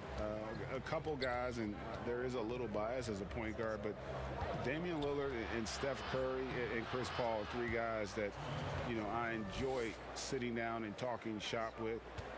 Giannis, witnessing his journey to greatness, all the while he remains humble and really appreciates his position. So several of these guys, I'm also not just an analyst, partner, but a fan and a big fan of theirs. You are a fan indeed. Now here's LeVert. And they get some nice contributions from him on a nightly basis as he averages over 11 points a game. Here's LeVert. They lead by 1. 5 on the clock. And Turner kicks to LeVert. No good on the triple. He's been off the mark, but somehow he hasn't held them back as a team. To the paint. Here's Vucevic. And it's sent back by Turner. And he recovers it. And that's out of bounds. Chicago will retain possession. A fantastic mobile 1 block. This one deserves another look. Emphatic with the rejection. You've got to appreciate that kind of forceful defense. Daniel Tice is checked in for Markkanen. Doug McDermott, he's checked in for the Pacers. Jeremy Lamb comes in for T.J. Warren.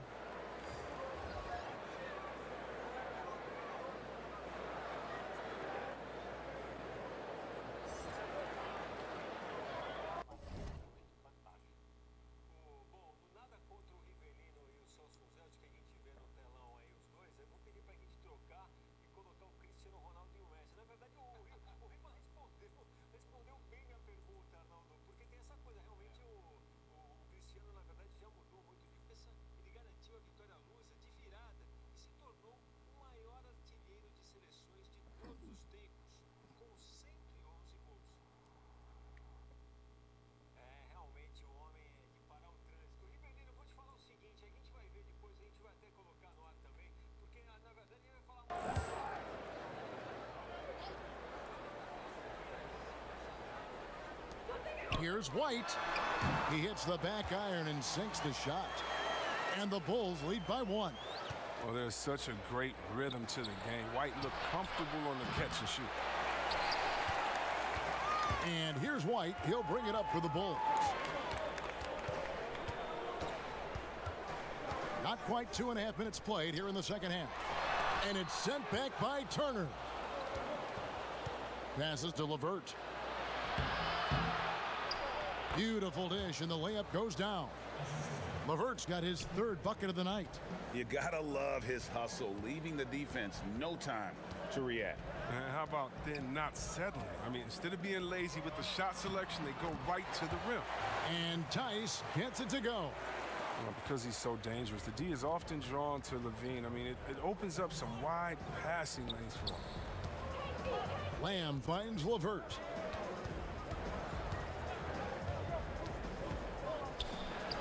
Yep, it counts. They're getting on a roll inside. Their last 3 field goals have come from the paint. Time called here. The Bulls decide to talk it over.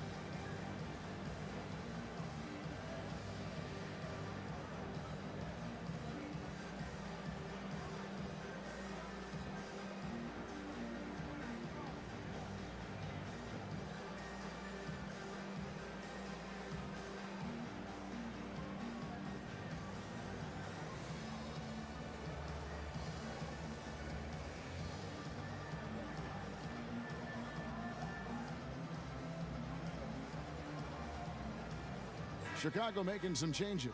Young's checked in for Vucevic. Aminu comes in for Williams. And Satoransky's subbed in for White. Indiana also making some changes. Goga Bitadze's checked in for McDermott. Malcolm Brogdon comes in for Karis LeVert. And it's T.J. McConnell in for Dimes. Now here's Levine. He's got 8. That one falls. Levine's got 10 points. Oh, Levine is such an explosive player. He's able to fight through the contact and get it to go. Bitadze, the pass to Brogdon. And he drops in the layup off the glass. Brogdon's got his first points of the night. Third quarter, guys, and this has been a neck-and-neck game. Both teams getting it done defensively, as evidenced by the 8 lead changes thus far. Now here's Levine. Here's Young. No good that time. Good work defensively by Turner. Here's Lamb, and it's blocked. He's good at leaping up to block shots. I mean, Minu's vertical leap helps him big time in the defensive end. Levine against Brogdon. This quarter has been hit or miss for him. Mostly miss. And Lamb, here we go. And slam dunk by Lamb. A smooth first step, good ball handling. Lamb toasted defense on the drive. And there's the pass to Tice. Now Levine. Pass to Satoransky.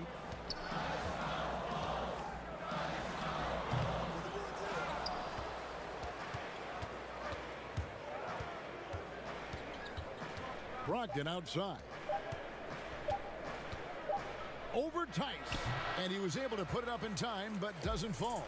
It's still anybody's game as we've reached the end of 3. Indiana out in front, up 3. From the United Center in Chicago. Back in a moment.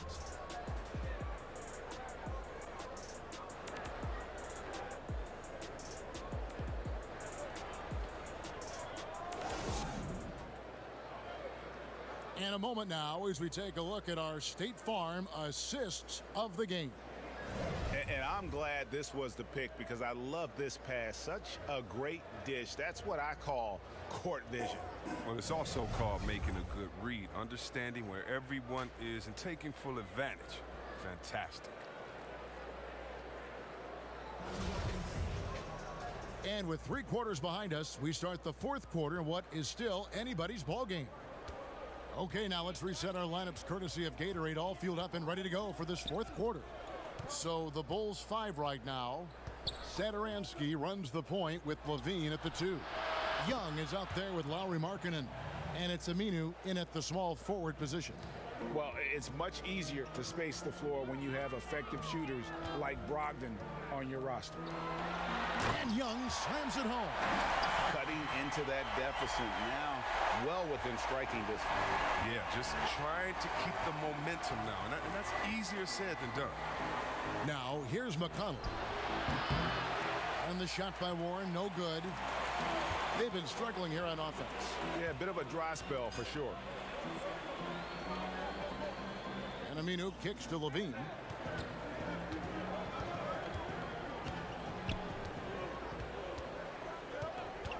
Just 5 on the clock.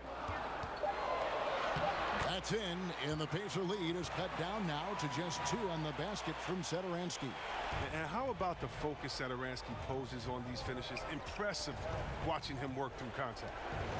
Now, here's Brogdon. Stolen by Levine. Fast break. Here comes Chicago.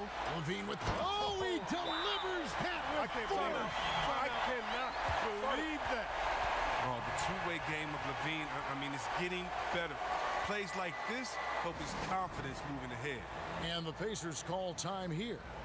Yeah, things not going their way, and he wants to just try to talk this one over. Well, the defensive intensity has to pick up, and I'm sure coach is going to let them know that.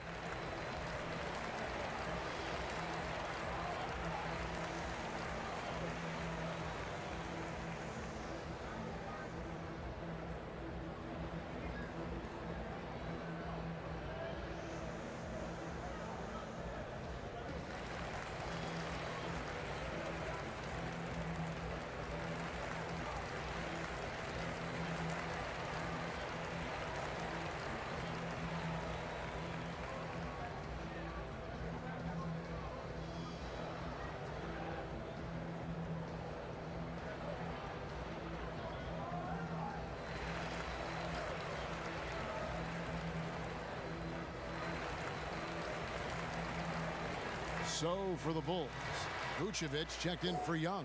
Williams comes in for Al-Farouq Aminu. And it's wide in for Satoransky. Indiana also making some changes. Doug McDermott, he's checked in for Goga Bitadze. Karis LeVert comes in for Malcolm Brogdon. And it's Dimes in for T.J. McConnell. Here's Silva. McDermott dishes to Warren. Shot clock at 6. Back to McDermott. That one's good from the corner. Game moves along. 2 minutes gone here in the 4th. White the pass to Levine. They get a hand on it. And up the court come the Pacers on the break. Here's Sabonis. Chalk up 2 there. And now a 4-point Pacer lead. And the balance Sabonis has is impressive. Able to score even when the D is physical with it. Here's Vucevic. That's good, and it's Levine with the assist. Levine's got 3 assists in the game. Just over 2.5 minutes played now here in the final quarter of regulation. LeVert against Levine. Now here's LeVert. Defense is right there. For Chicago, they've gone a perfect 4 of 4 to start the final quarter. Can't ask for anything more than that. And Markkanen throws it down. This is why they go to Markkanen here, because he welcomes the chance to take big-time shots. Time called here. Indiana decides to talk it over. And team strategies closely guarded. One aspect of the game the fans aren't always privy to. Yeah, and sometimes it's the most subtle moves that make the biggest difference.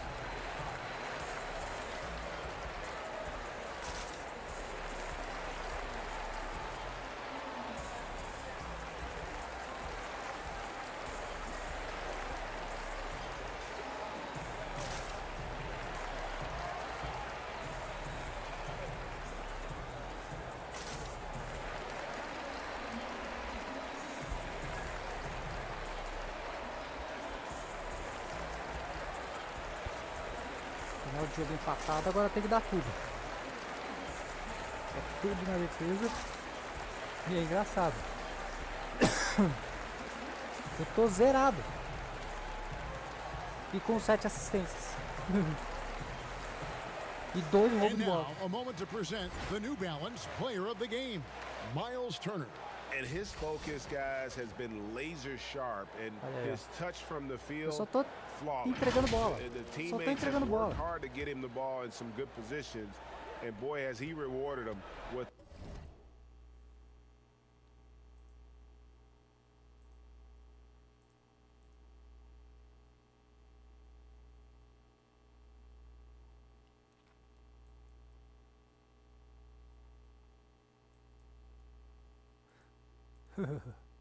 Coisa inusitada, eu fazer a saída de bola. Spectacular shooting performance. Great call to keep running all those sets for him. Now here's Levert. Count that one. And the Pacers lead by 2. And Levert with that slashing Abriu o approach corredor, o cara coupled foi with lá e the entrou. outside shot. Boy, he is not an easy cover. Levine kicks to White.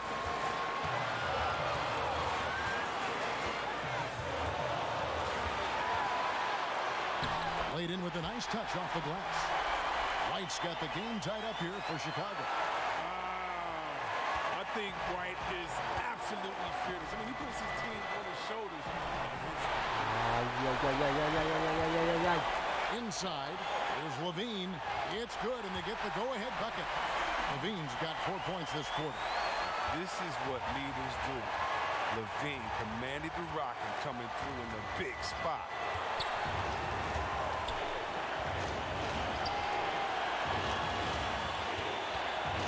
Here's Silva. White covering. Sabonis, no good. That's one he knows he should have drained. Here's Levine. He shoots again. Got it. And you can't get a bigger bucket than ninguém. that. That's why they put the ball in his hands. They know they can count on him to Sejam make sinceros, hein? shots. Now here's Levert. Silva. Sabonis trying to get open. Good. And he has brought them to within 2 points. A solid passer at Sejam his sinceros, position. hein, Levert Debeck? Não tá excels at marcando finding ninguém, his hein? teammates when they're open.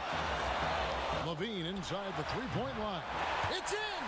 Reminding us again why he's one of the game's great clutch shooters.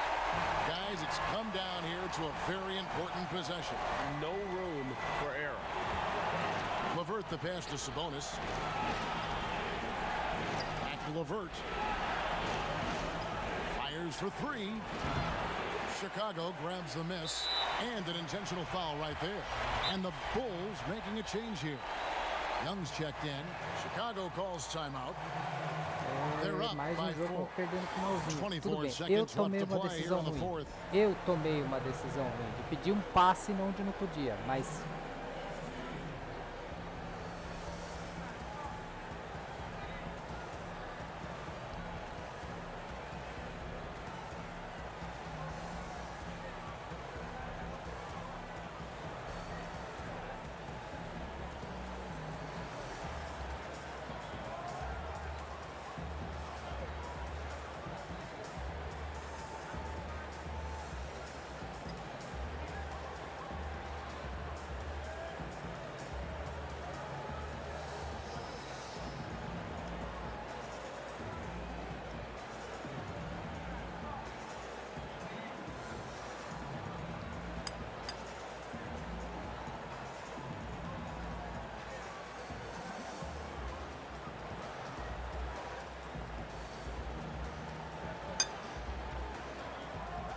All right, let's catch up with our sideline reporter, David Aldridge. Well, over that last break, Kevin, I got a chance to listen to what Billy Donovan said to his team. He said to them, guys, coming up, this is where the game could be won or lost. We need to make plays on both ends. Stay focused, stay locked in, trust one another. We'll see if they can keep that trust going, Kevin. Okay, David, much appreciated.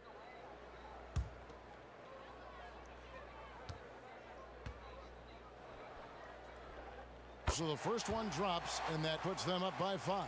You know, back in 2017, Zach LaVine tore his ACL, ended a promising season with Minnesota.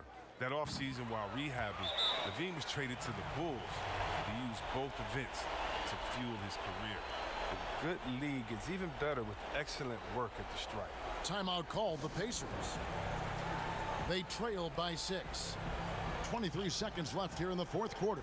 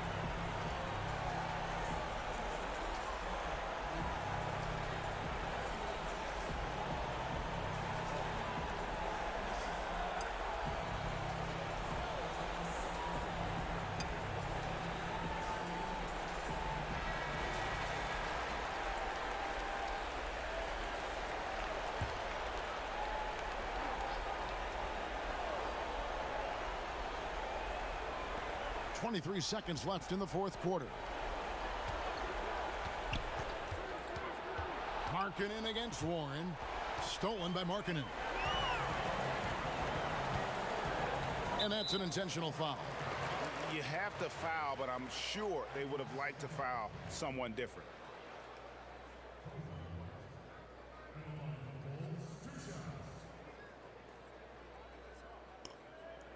Take a break. Take a break. 2 shots.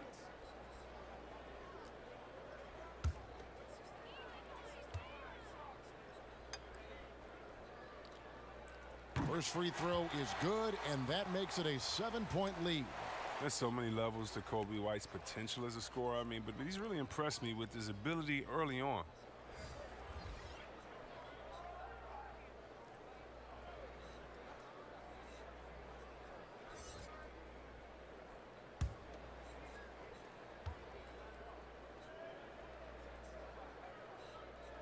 Second one is good. Hitting both at the line, and it's an 8-point game. Hayes the pass to Bitadze.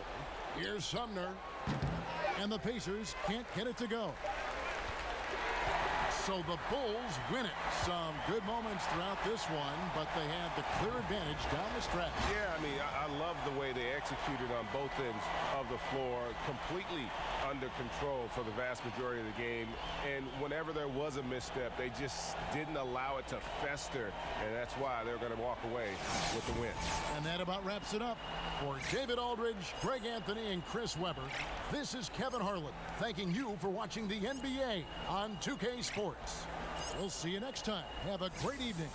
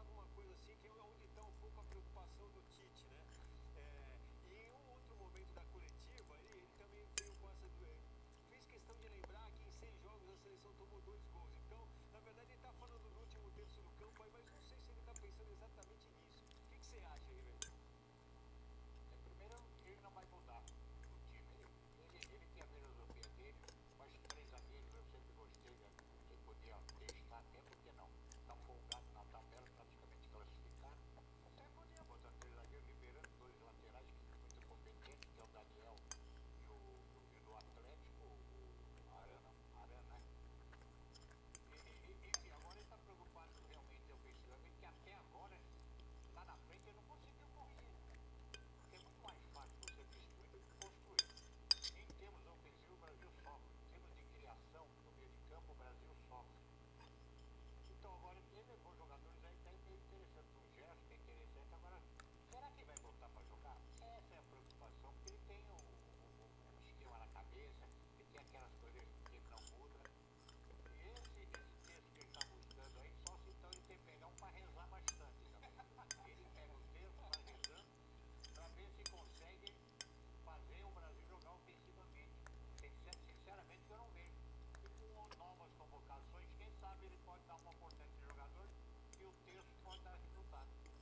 Você tá rindo, né, Celso? A gente viu a imagem do treino da seleção pela manhã.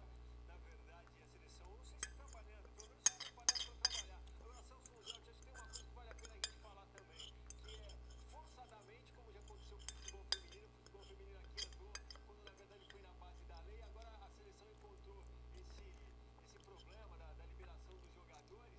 A gente parou o Campeonato Brasileiro e de repente a seleção ganhou um certo protagonismo até. Acho que o torcedor está um pouco nessa também, né? Teve esse efeito colateral, vamos dizer.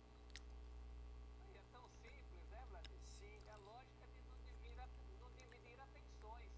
Os americanos dão um show disso quando eles fazem as ligas deles, nos esportes, vários deles, de uma maneira que uma não canibalize a outra durante o ano. O mal do futebol é muito futebol, né? Mas eu estava rindo do que o Riva falou, porque é muito fácil pensar com a cabeça do time. Ele não sai de casa sem guarda-chuva. Eu acho que é o time mais conservador possível, Riva. Quando a gente está falando da possibilidade de Neymar, Gabigol e Hulk, ele vem falar de meio de campo. Então, você quer que... Eu te dou agora o time, se você quiser. Então, o Everton, Daniel Alves, Militão, Marquinhos e Alex Santos. Nem vai botar o Arana. Casimiro, Bruno Guimarães, Paquetá, Neymar, Gabigol, e aí uma única dúvida. Eu acho que até antes do Hulk é capaz dele escalar o Matheus Cunha. É verdade. Bom, Arnaldo, a gente fala essas coisas, por exemplo, o Gerson, muita gente duvida que ele vá, até pelo pouco tempo de seleção e essa coisa toda. Você concorda com o time do Celso? Qual é o seu detalhe técnico da seleção? Eu vou dar só minha palhinha aqui, eu acho que é um pouco do que o Riva falou, concordo também. Eu acho que tem uma questão de atitude também. O time tá amarrado ali na disciplina do Tite, sabe? Mas precisava um pouco de uma rebeldia boa, não? Exato. Rebeldia é rebeldia, né? O Riva fala muito disso, né? Que os jogadores do meio para frente na seleção brasileira, eles jogam praticamente estáticos, não com a liberdade ou com a movimentação que eles têm nos clubes deles na Europa.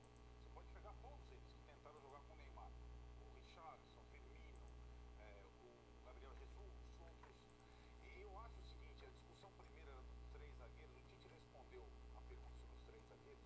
Muitas vezes, três zagueiros te faz o time mais ofensivo. A gente tem uma... Eu me surpreendo com o Tite falando isso. Os três zagueiros você defende com três, não com quatro. Então, três zagueiros, muitas vezes, é arriscado. O Riva falou, você libera do lado e libera o meio. E três zagueiros poderia ser uma experiência, eu concordo com o Riva, tá mais por uma folga na tabela, você consegue encontrar mais opções ali. Porque você tem zagueiros bons no atual momento do futebol brasileiro. Você convocou o Miranda, você tem Marquinhos e Militão. E você tem boas opções no meio também, o Gerson é uma delas. Tá? Então, assim, são três jogos nas eliminatórias. Dois em casa, um fora. O Brasil está classificado. 6 pontos de vantagem. 6 pontos de vantagem.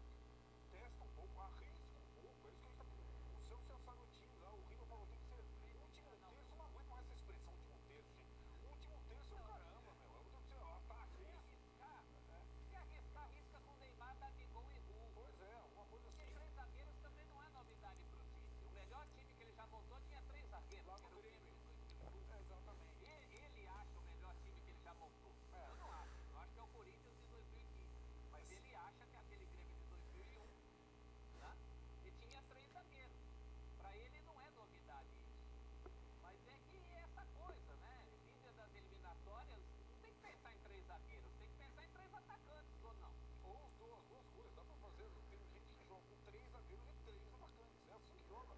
Aliás, a maior parte das seleções europeias, né, Celso? A maior parte das seleções europeias na Eurocopa jogou com três zagueiros e três atacantes. Na verdade tinha o bota-ponta Tele, então agora ele vai ser fecha o guarda-chuva, Tite. E ó, ele veio do Corinthians comemorando os seus 111 anos e chegou lá entre a euforia causada pela reação do time do Brasileirão e por uma bela e recheada, tem uma bela recheada no elenco e a cereja do bolo, figurativamente falando, claro, por favor, foi a contratação de um velho conhecido da fiel torcida, o William, que nós vamos ouvir e ver. Fala, fiel. Tô de volta, voltei pra minha casa. Tô muito feliz de poder estar aqui. Não vejo a hora de poder vestir a camisa. E espero que eu possa encontrar vocês o mais rápido possível, tá bom? Forte abraço. Bom, Rivelino, a gente tá vendo outras cenas do William, hein? Eu queria te escutar sobre, não só isso, não, o Roger Guedes já treinou pela primeira vez, tá regularizado, quando o Corinthians voltar a campo, de repente pode já contar com ele. Como é que você tá vendo esse momento do timão, do seu timão, Roberto? Maravilhoso e parabéns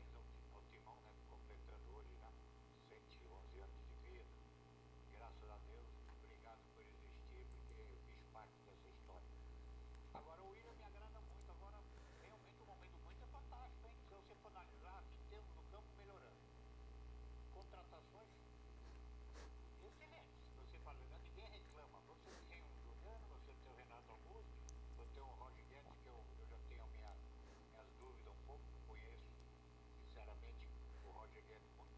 E agora você volta com o Willian, que é um jogador fantástico, me agrada muito, um jogador maravilhoso, jogador jogou Copa do Mundo, tudo. Então eu acredito que ele vai acrescentar muito. Concordo com você, Vlad. Essa é a cerezinha do bolo do Corinthians. Realmente eu acho que vai dar outra apimentadinha nesse time, eu acho, pela qualidade dele. E a tendência, sinceramente, é o Corinthians cada dia mais melhorar mais. Eu acho que o torcedor corintiano está muito feliz nesse aspecto. Tem o João Pedro também, lateral, jovem lateral que a gente está vendo aí, Celso Zelt. Eu lembro aqui da agonia do Rivelino na Copa do Mundo com o Willian, pedindo para que o Willian tivesse mais liberdade, dizendo que o Tite tinha dado uma matada no Willian, né? Vamos ver como é que o Silvinho vai tratar ele, não é, Celso? Eu acho que no Corinthians desse mal ele não vai padecer não, Vladimir.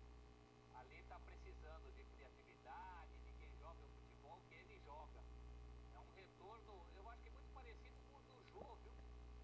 O Jô também é um jogador que saiu cedo do Corinthians. E o melhor Jô para o Corinthians foi o segundo Jô. E essa história se repetindo com o Willian. Tem bom futebol, tem idade até menor do que outros reforços que têm chegado, tem um ambiente interessante. Eu só tenho aquela dúvida financeira, né? Tomara que no futuro não sejamos todos surpreendidos por algo impagável. A presença de Kia Jorabichian atrás em uma das lives, ele que é o empresário do Willian, me causou arrepios. Sim, muito bem. Às vezes o torcedor não gosta, né, Arnaldo, que a gente lembre dessa questão, mas a gente vai andar. Falamos do Corinthians, já quem está falando de reforços, vamos falar do Tricolor Paulista também. A gente vai ver aí os dois nomes que passaram a fazer parte do elenco do São Paulo, o atacante argentino Caleri e o meio-campo uruguaio Gabriel Neves. O Caleri é uma história que me é difícil de passar, Arnaldo. É Deportivo Maldonado, depois o São Paulo não se encaixou em lugar nenhum. No nosso último revista aqui na segunda, eu te perguntei se 6 meses bastam para você acreditar no casamento. Você falou que sim. Depende dos 6 meses, né? Se forem intensos, né? Pode valer por uma vida toda. Já fica inesquecível o casamento. Exatamente. O Deportivo Maldonado é um clube fantasma. Então ele nunca jogou. É aqueles clubes, né? A carreira dele na Europa, ela é interessante. Ela é marcada por poucos gols, mas muitos jogos, por times pequenos. Isso tem duas interpretações. A primeira, ele jogou com sequência, não se machucou, não ficou no banco, mas fez poucos gols. Ele jogou no Alavés, em times que não tinham o Sassuna, times que não tinham punch. E agora acho que ele tem uma chance de... Também o Celso reparou a questão da idade. Tivemos uma chance. Até os 2 minutos finais estava empatado. Mas perdemos. Perdemos por erro meu. Reconheço. Se não fosse uma bandejinha no final, ia passar zerado. 14 minutos, 2 pontos. 7 assistências, 2 roubos, 1 toco. Nenhum erro. 1 de 5 em arremessos. Menos 3 no plus-minus, responsável por 16 pontos. Tocaço que eu dei no white, né? Tocaço que eu dei no branco ali, foi espetacular. A única cesta foi essa bandejinha. Mas distribuir assistências. A questão é que no final do jogo, quando eu pedi uma bola, o passe saiu ruim. E aí deu tudo errado. Aí começou a vir a avalanche e começamos a tomar ponto. O jogo estava sob controle, mas não deu.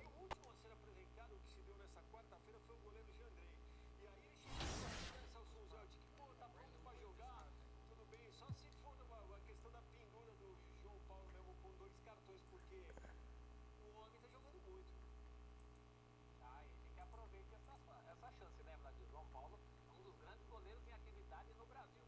Com a mão e com o pé. Mas o Jandrei também é bom goleiro. Também é bom goleiro. Tá vindo aí mais até por causa do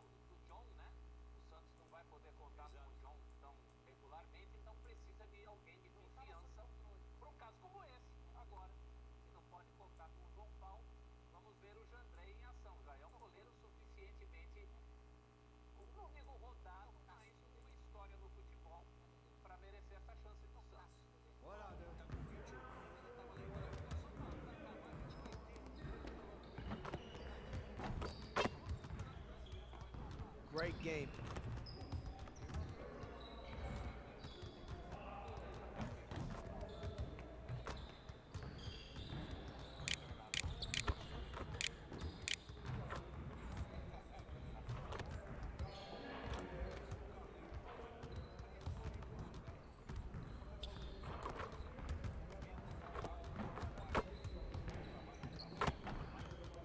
Come on, back to work.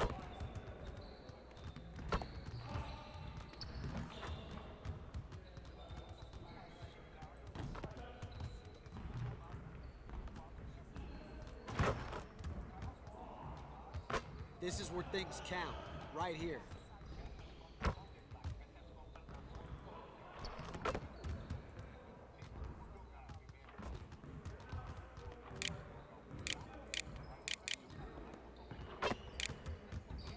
It's like a sauna in here. Who's on the AC?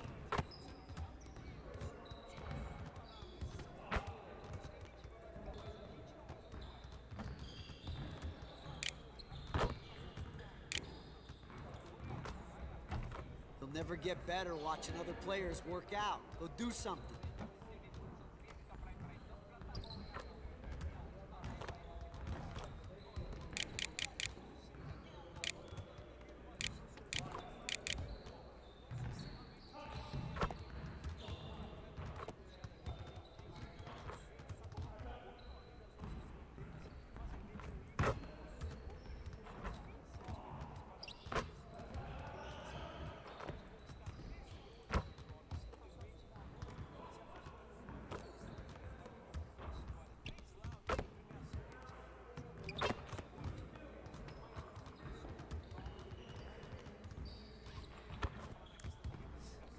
Hey, when's the last time you went to the zoo? Thinking of going this weekend.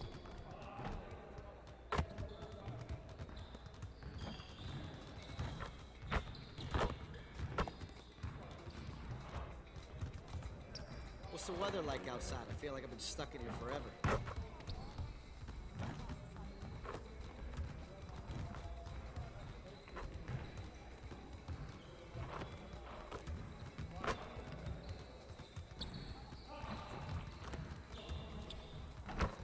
Come on, back to work.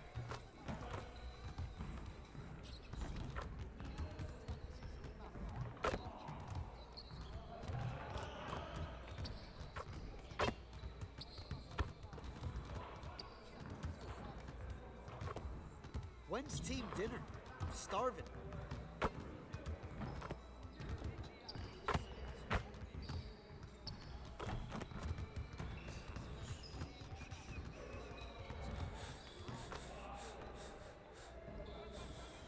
Why you standing here? Go work on your game.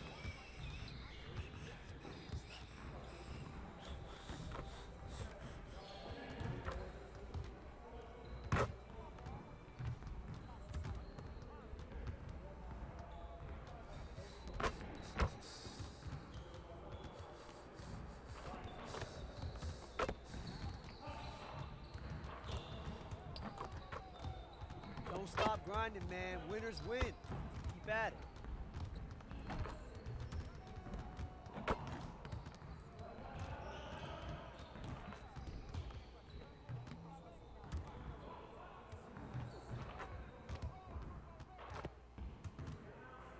Another day, another drill. That's how we get it done.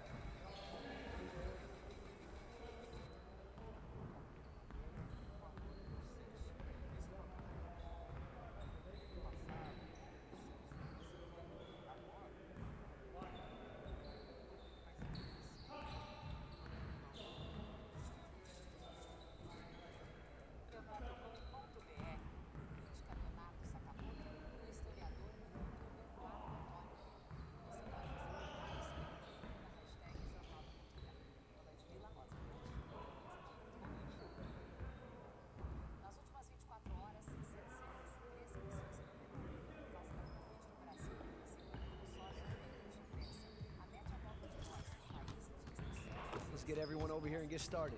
Here's what we're gonna do.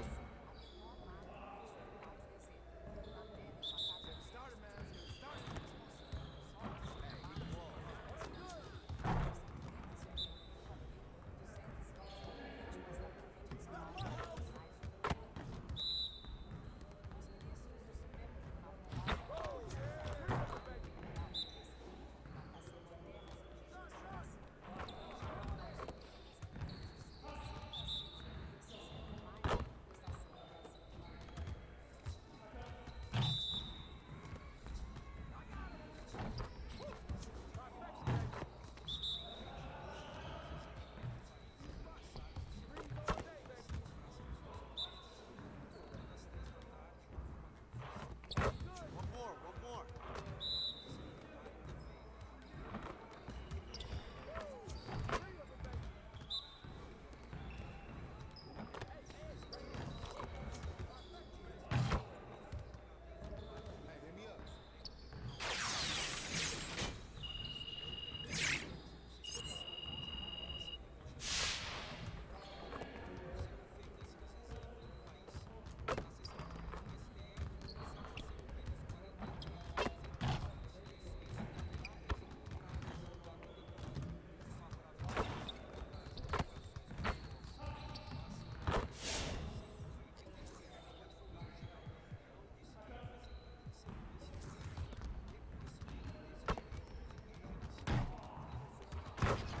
Let's get everyone over here and get started. Here's what we're gonna do.